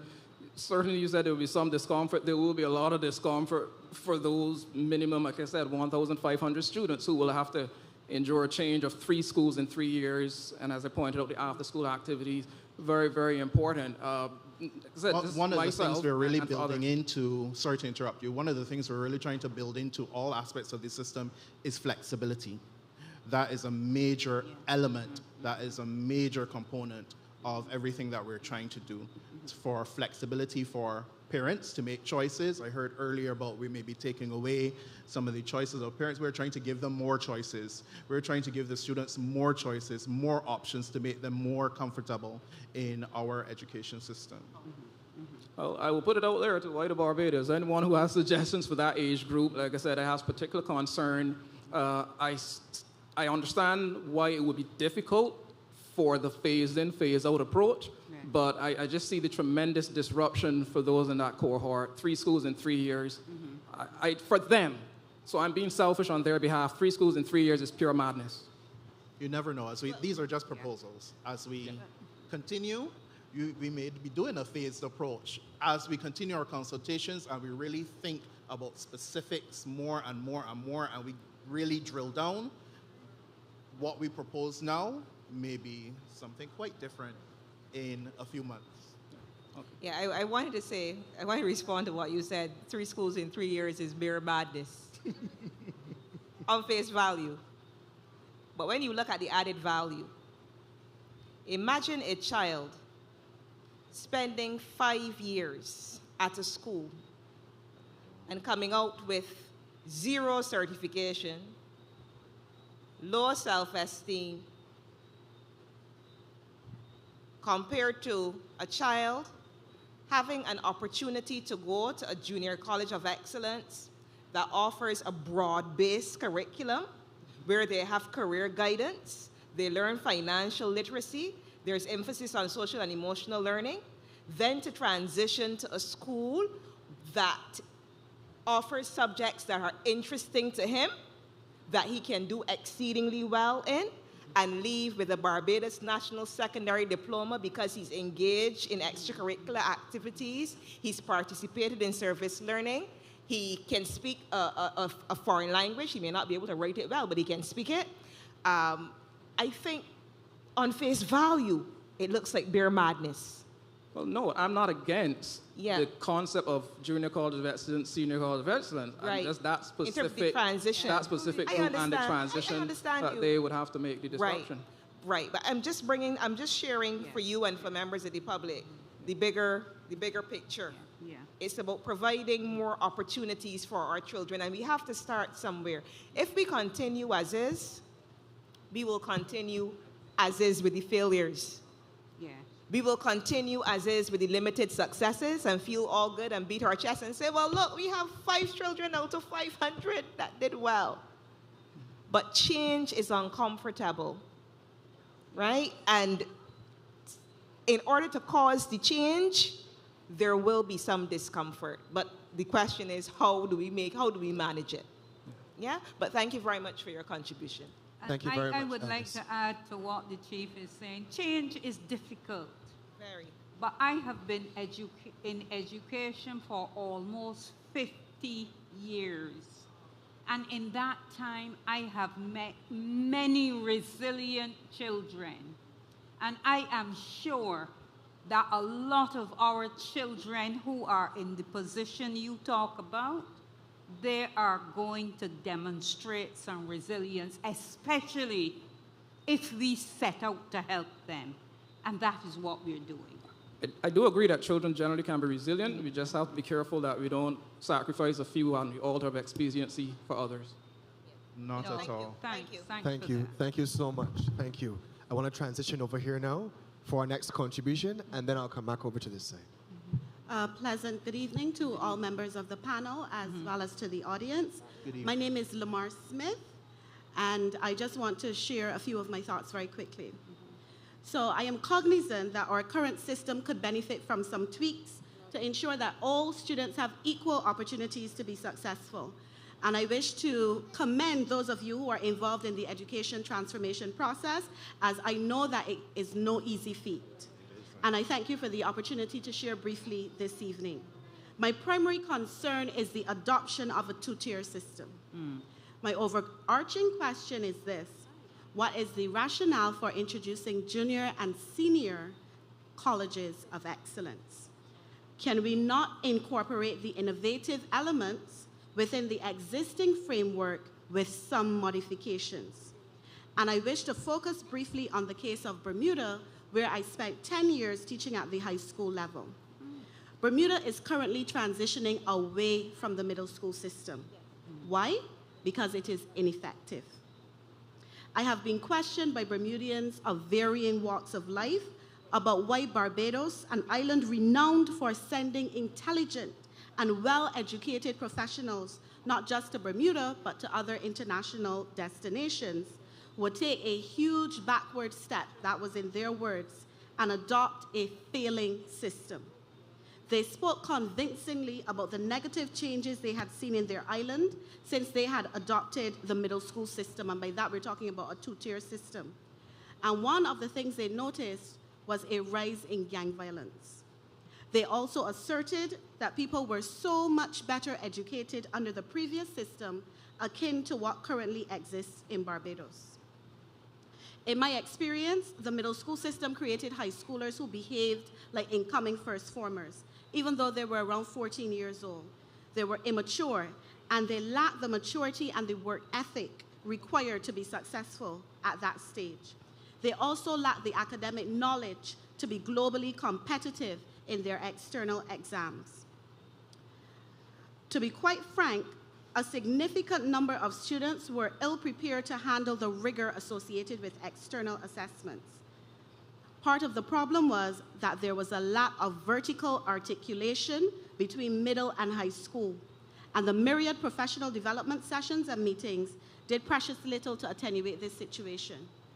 So in essence, there was a big gap between what was happening at the junior level and what was happening at the senior level. So one of my questions would be, how are we going to bridge that gap successfully? With regard to inclusion, on a daily basis, high school educators in Bermuda may teach students who range in ability from the now defunct Alma Paris to Harrison College in the same class. And even with differentiated instruction, there will always be a group of students whose needs are not being met. Either the strong ones will forge ahead, leaving the weaker ones, or the weaker ones will stagnate the progress of the more able students. And if we add behavioral issues, which may stem from skills deficit to the mix, it is a recipe for disaster. So with differentiation, my question is, will exams also be differentiated? Another factor to be taken into consideration is whether we have the resources, both human as well as financial, to employ para-educators, educational therapists, and all the other learning support personnel who would be needed in an inclusive setting. I know that your intention is to ameliorate the current educational system, but I do urge us to be cautious and reflective in our decision-making because it will impact Barbados for many years to come. And finally, I just wish to thank you for all you are doing to take our country to the next level. And I hope that you'll be able to address some of the questions that I've raised this evening. So thank you. You're welcome. Thank you very much, ma'am. Points very well made. I'll pass you over to the Chief Education Officer and to Dr. Denny for their responses. Yes. Well, Lamar, thank you very much for your questions. You gave some good information on Bermuda, and I'm aware of the middle school system in Bermuda and how they're moving away.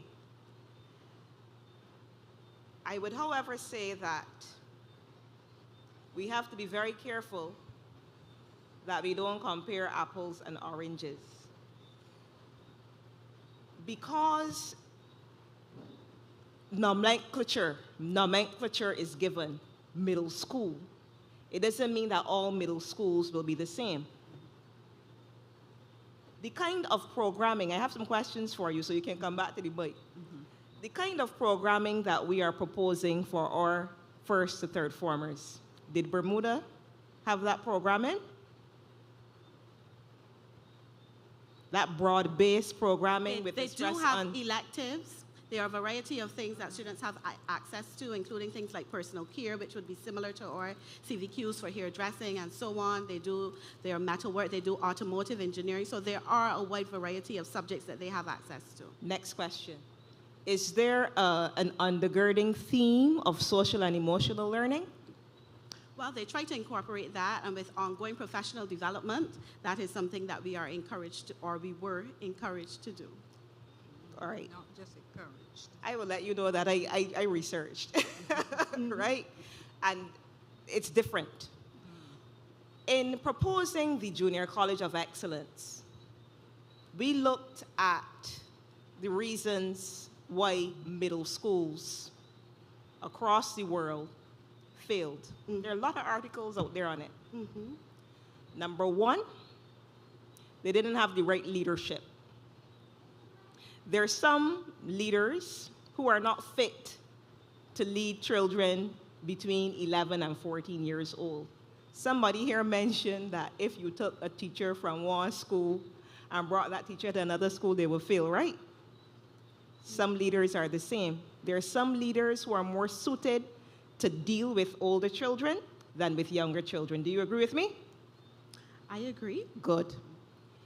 Two, programming. Some of the middle schools across the world failed because they had poor programming that did not capture the interests of the children. If the children are not interested, they find opportunities to give trouble and get up to mischief and cause more problems than anything else. Those are just two of them. What we are looking at here in terms of the proposed Junior College of Excellence is a space for these 11 to 14-year-olds to be exposed to many options when it comes to their career, to be exposed to information that would help them to be critical decision makers. We want to ensure that the methodology utilized by teachers is one that is characterized by projects. So we're looking at the project-based approach, where children learn to collaborate. Dr. Denny mentioned it, where children learn to collaborate with one another. They learn to critically think.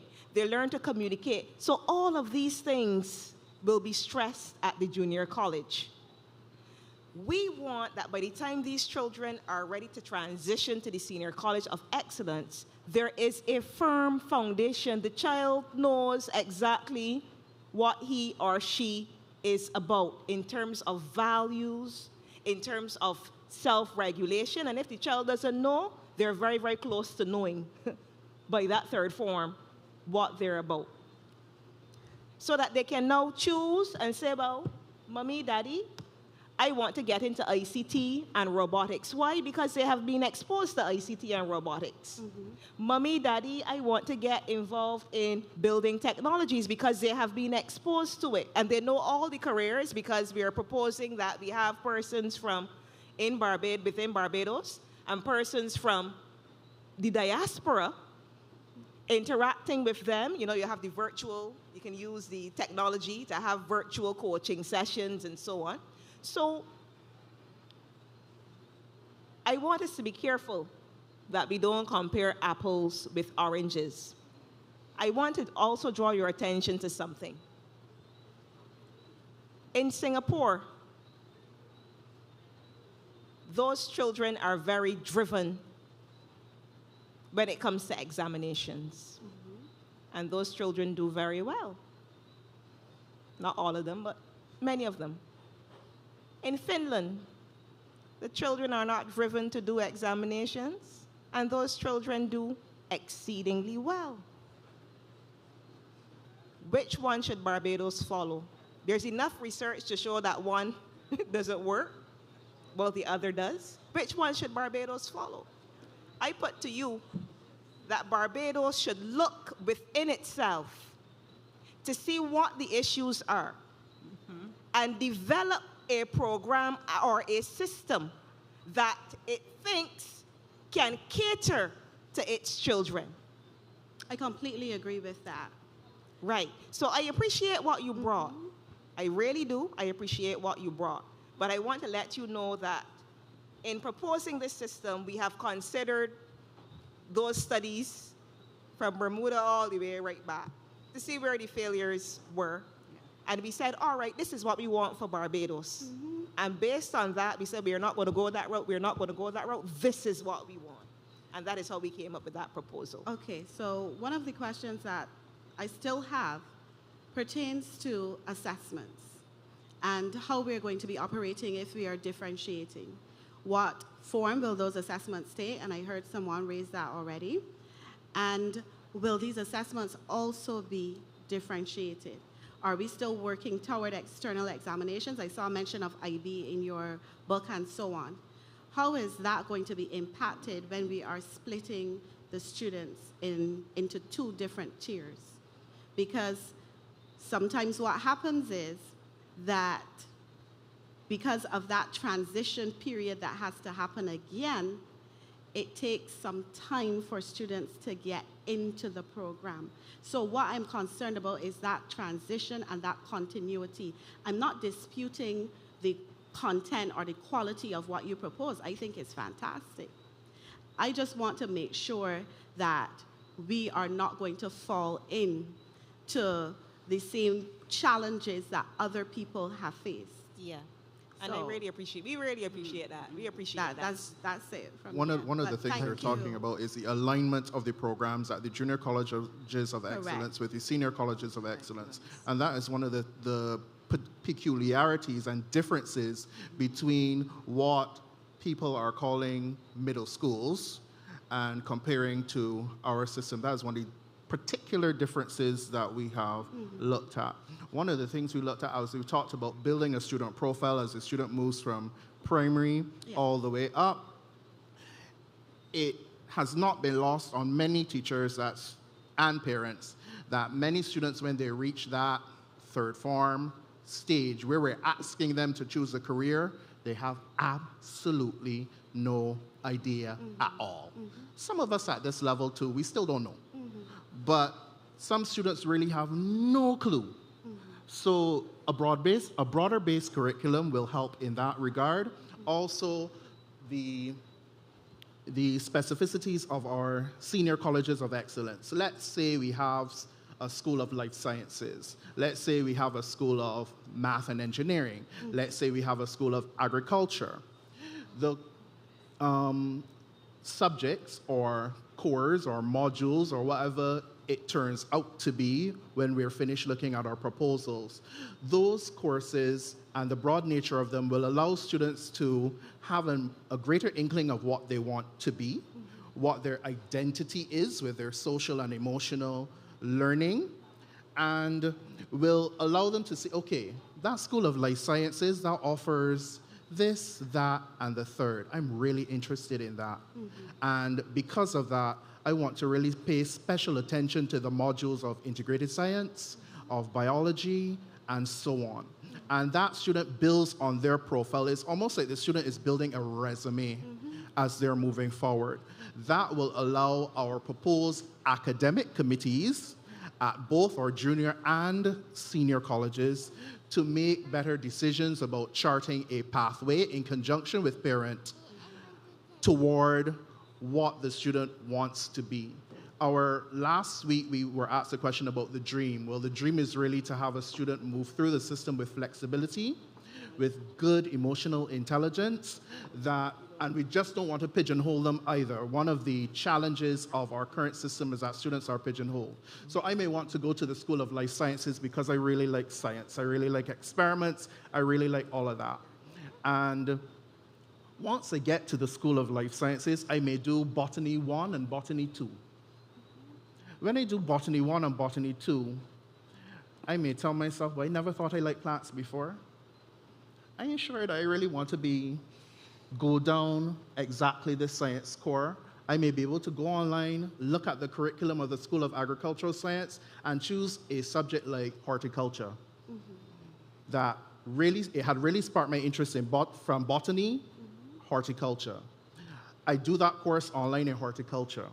Okay. I really like it because of the interagency collaboration and because of the community collaboration and input. During that course in horticulture, I may interact with a plant nursery that feeds into the Chelsea Flower Show. As you know, Barbados really does well at the Chelsea Flower Show. I may interact with somebody who says, you know, one of the problems with transporting plants from Barbados all the way up to the Chelsea Flower Show is some plants don't make it. That student who has come through an education system like ours, who's a problem solver, an innovator, a creative thinker, that student is going to say to themselves, well, I need to find a solution to this. A science student in agriculture, in competition, entrepreneurship, all of that mixed together. That is the dream of the pathway of that student. That's what we're trying to do. So are we moving away from CXC and exploring various external examining boards, or is it that we're sticking with the Barbados School Leaving Diploma or something of that nature? I don't want to say moving away from, because from our example last week of a soundbite just being taken without the question and the context, I don't want to make that statement. So let's not say moving away from. Will they have access to different... That's it. Different providing bodies. More options. Okay. Yes. All right. And then the tie-in from that would be, will there be a delay in terms of when they're able to sit those exams because of the split in the system? I'll have to ask you, Lamar, to make that the final question. That's it from me, though, but that's just some food for thought. Will it require more time because of the split in terms of students needing to adjust and maybe reposition a little bit? They Well, made- But thank you. Lamar, Thank you I'm so not much. sure if you are aware that one of the proposals that we're making is that if students want to, they may go to age 18. I saw that. Yes, I definitely saw that. The programming is also going to be characterized by significant career counseling. That's important. So that is going to help the students make the determination as to which programs they're going to. Well, thank you also very much. You're very welcome. Thank you very much. Rich discussion. Allow me to transition over to my right, your left. Yes, ma'am. Good night. My name is Sherry Ann Mohan, and please permit me to speak on behalf of my son, Jacob, and to introduce you to him tonight. He wanted to say who he is. Good night. Good night. Good night. Morning. Good night. My name is? Good night. My name is Jacob Tajnata Moore. Okay. Hi, Jacob. Okay, so Jacob is 4, and he is what we would consider a gifted and talented child. He has a synchronous development, meaning he's 4, but his mental age is about 8 or 9. He started reading at 2, all on his own, and he now has a reading age of 9. Jacob loves science, and he learned how to extract DNA from fruits at home with his science teacher. He also loves playing piano, which he began learning on his own, and he has perfect pitch.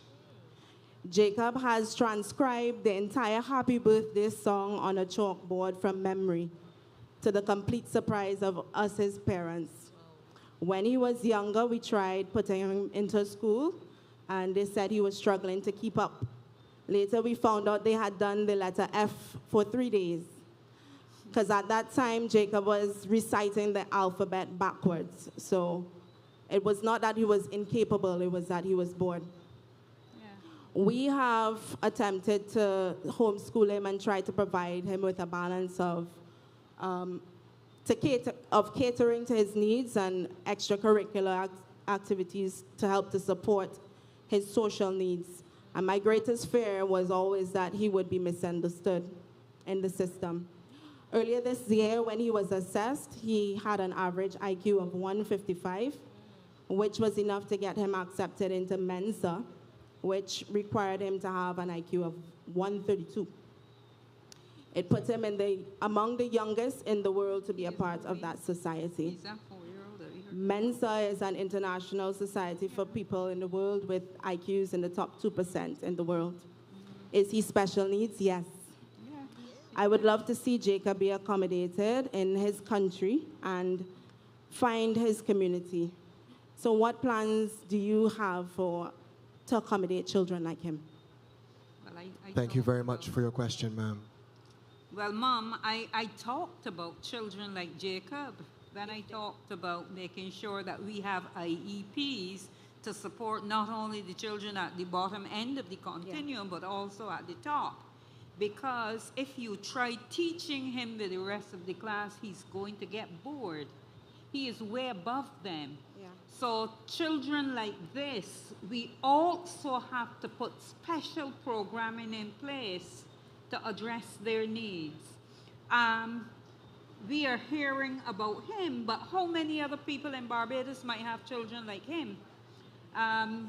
I don't know if he's the 4-year-old that we heard discussion about recently, but we had a discussion like this where we talked about perhaps we need to put a special institution in place and bring children like that together so that they can progress at the pace that they're operating at. I heard about 2 weeks ago about a 14-year-old in a Virginia school who got a top science prize. I heard somebody sent me a text recently of a 9-year-old who has now entered university, an Indian child. We have to begin to do things like that for our gifted children. there is an education writer called Thomas Armstrong who says every child is a genius. Yep. Some are a little more genius than others, but all of the genius in those children, he says, gets stuffed out in the classroom. Yeah. So we have to put some classrooms in place that can address children like this child. So we did recognize that, because we recognize that too much of our teaching is to the middle. Yeah. And children at both ends get left out. And we are usually focused on the ones who have fallen behind. But we forget that there's some at the other end who need to go ahead and who don't, and then become disengaged and give trouble. So we are making provision for children like him. Thank you. Good. Thank you very much for your question and the response. My voice went for a break there. My apologies. I don't see anyone on my left, so yes, ma'am. Please just give us your name and please share your contribution. Certainly. Good night to the panel. My name is Theresa Patterson. I do not know how to follow in the footsteps of the genius, and I hope my questions aren't too boring for you, considering Jacob's contribution. My questions are, I'm asking as a parent. I have a 9-year-old son, and while he may be academically inclined to be very smart, I've also noticed that he's also musically inclined. He's already playing the steel pan, the drum, and percussion. But my question, I will raise my questions here as well. You spoke earlier in the pamphlet about incorporating parents into the process that you are looking to have. Will that process involve a kind of orientation into the curriculum that children are going to be taking at each stage? I'm in my 50s. I have a 9-year-old. I did math when it was in the 80s. It's nothing like what my son does. And me and my husband, we struggle. So it would have been really great, and it would be great, if you had some sort of orientation for parents to understand and comprehend what our children are doing. And perhaps that's where you're getting that drop off. Yes. My other question, like I said, I have a boy. And all my questions here are related to boys. I've noticed that boys are kind of left behind. And the elder earlier asked about our boys. It bothers me as the mother of a son and as a godmother to boys, how much boys in our society are left behind, are not incorporated, or sometimes just completely misunderstood and not brought along in the educational system as where they are. Their genetics cannot change. I also have girl children, and I do notice the biological differences between boys and girls. So I would beg of you to not leave our boys behind. The learned colleague earlier talked about another island where boys are pipelined straight into gang violence. We do not want any more of that in Barbados. And if we keep losing our boys, we also lose our nation, because we need both. So what are the future plans to ensure that boys are captured in this educational system and seen? Okay, then my other question is on uniform transformation.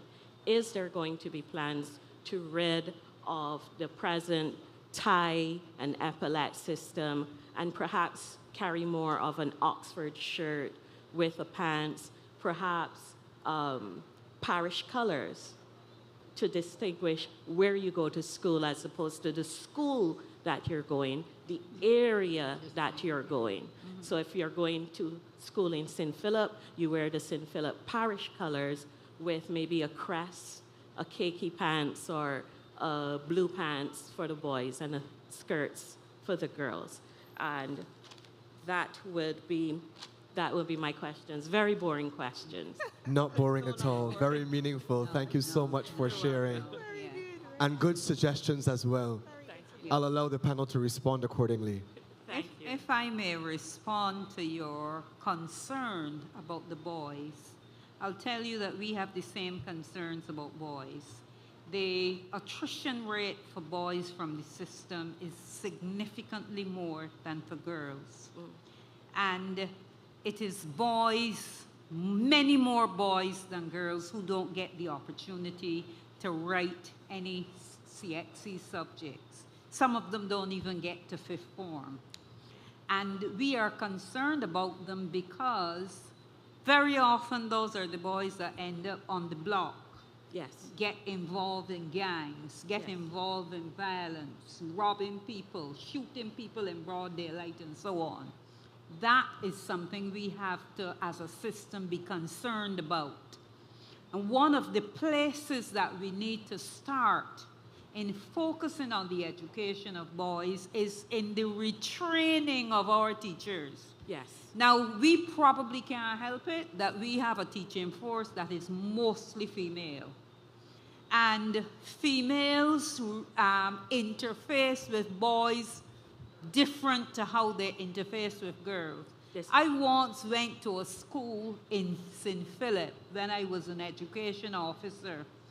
And I stepped in the classroom in time to hear a teacher telling two little boys who were in front of her, "Wanna just like the men."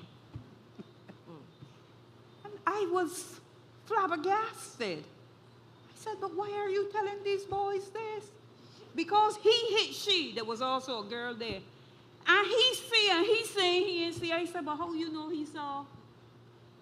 I said, "Did you see him hit her?" The little boy with a look on his face that was saying, "Well, I don't know what she's talking about." The little boy told me I didn't see him hit anybody. But the teacher didn't believe him because she had a thing in her mind about boys and males. Well, when I went to the principal afterward and I told the principal told me, "Okay, she got a problem with her husband. But you don't take it out on the little boys in the class." So we have females who need to understand how you interface with male students.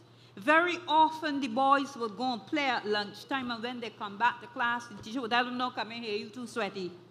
Yes. So we have to re-educate our females as to how they need to deal with male students. That's one of the first things that we need to do. Then girls will sit and take in dull, boring content, more so than boys. Boys are going to get restless.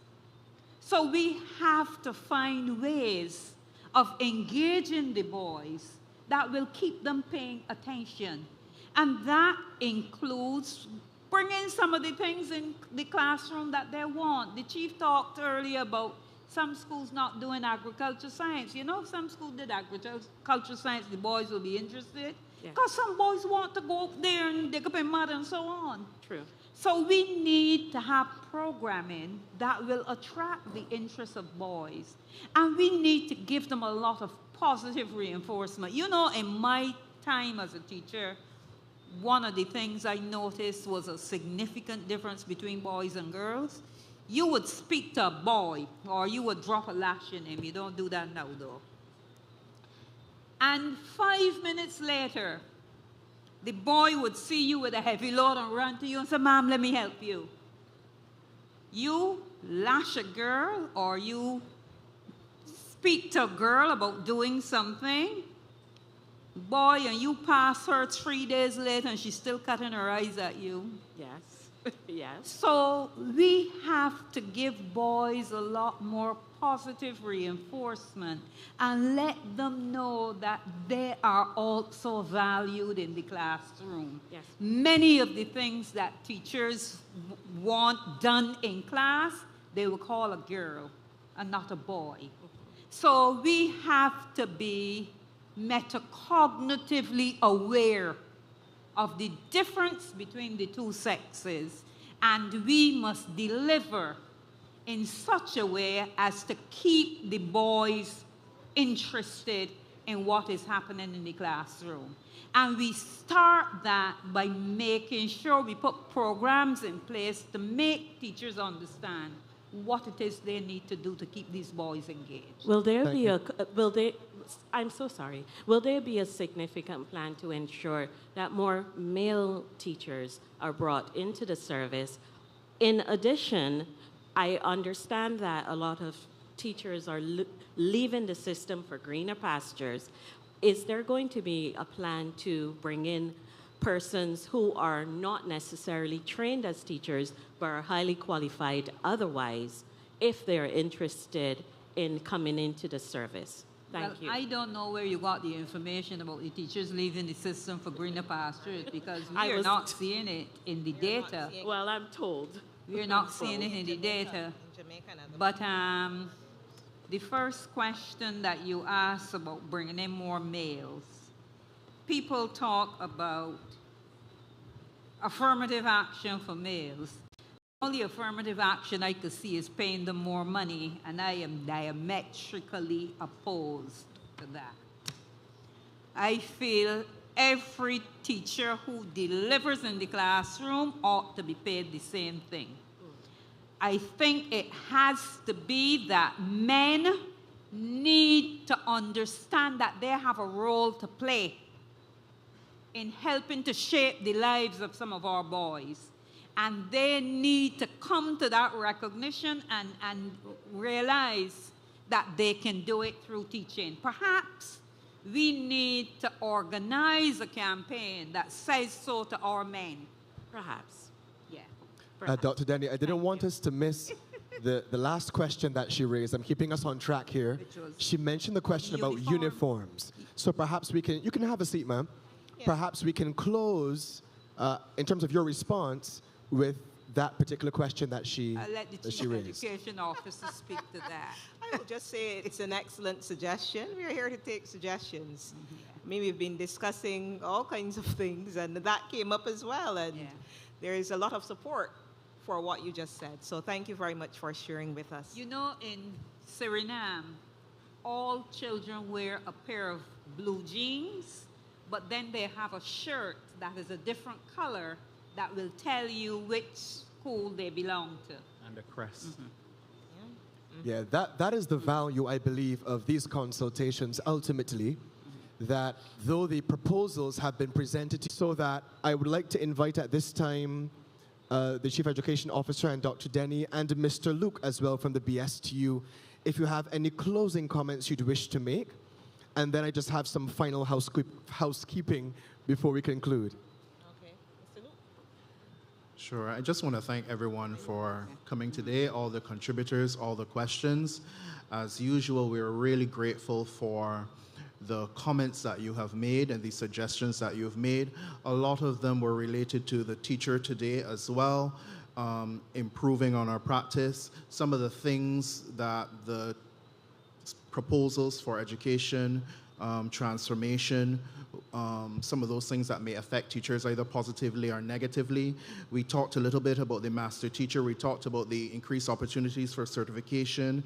We talked about that junior college of excellence, senior college of excellence situation. We talked a little bit too about the realignment of human resources and physical resources. All of these aspects do affect the facilitator in the classroom. So I really appreciate those comments today. Thank you so much. Well, I want to thank all of you for coming and for sharing with us. I will tell you that we recognize that we do not have all of the answers. So true. And therefore we are grateful for hearing you share, so that we can go back and have some further discussion, further distill the things that you've talked about. And when we come up with a final position on what we are going to do, it would have been informed by these consultations. So I hope there's nobody here who thinks that we just giving you a chance to talk, but we got our minds made up already. Far from it. We recognize that a lot of the answers are out there with ordinary people. And we are here to serve the children of our people, to make a better Barbados. And who better to hear from than the persons to whom the children of Barbados belong. So thank you for coming. Thank you for sharing. There is still opportunity for those of you who did not make any inputs this evening to share. If you look at the back of the booklet, you will see an email address. You can send your suggestions there, or there's a telephone number which you can call. If you don't want to write, we will listen to you and we will do the writing for you. So thank you for coming, and do get home safely. Thank you, Dr. Denny, so much, and Dr. Archer Bradshaw, just before the minister closes us off. Yes.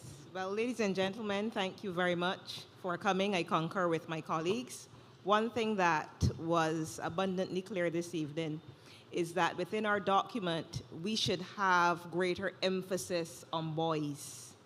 I know we've talked about it, Dr. Denny, but I don't think that it's adequately reflected. And based on what I'm hearing this evening and from the previous consultations, I think that we should have a greater focus on boys, so that moving forward, if the proposal is accepted, that we will know exactly how we will move forward with that group. So I thank you so very much for your input. You can always join us next week at Dighton Griffith, same time, next week, the same time, 6:30. So we look forward to hearing from you. And Minister McConney. Thank you. It's been a long night. Just want to wish you all a very safe trip home. And I trust that if you take away one thing from here, it is that we now have an opportunity that our parents may not have had to truly shape the kind of education system that we want for all of our children. So this is opportunity, and we look forward to your continued input as we seek to make opportunity for all. Thank you. Have a really good night. Thank you, Minister. We must acknowledge as we close the Media Resource Department of the Ministry for Videography and Streaming, AccuSounds, Audio and Digital Screen Operation, Lighting, Intelligent Lighting, Graphic Design, Gio Romero Designs, Artistic and Creative Direction, Dr. Denise Charles, Event Production, Mr. Randy Eastman, our ushers from the Transformation Unit staff, our rapporteurs, the admin staff, and all media houses for attending. And of course, I am indebted to you, ladies and gentlemen, for your time and attention and your rich participation this evening. My name is Raphael Saul, honored to serve as your host. Until next time, God bless you. Get home safely. Thank you.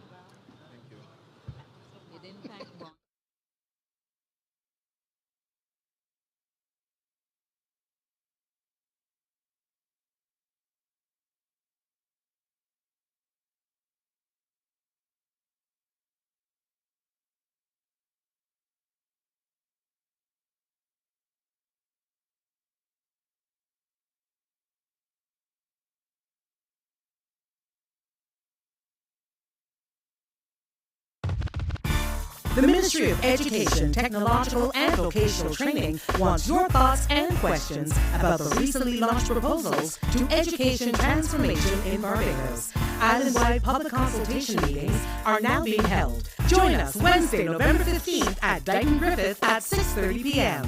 Join us Wednesday, November 22nd at Harrison College at 6:30 p.m. You can also engage by scanning our QR code on our socials on Instagram, Facebook, and Twitter at EduTransformBIM, or send a WhatsApp to 535-0604 to get your questions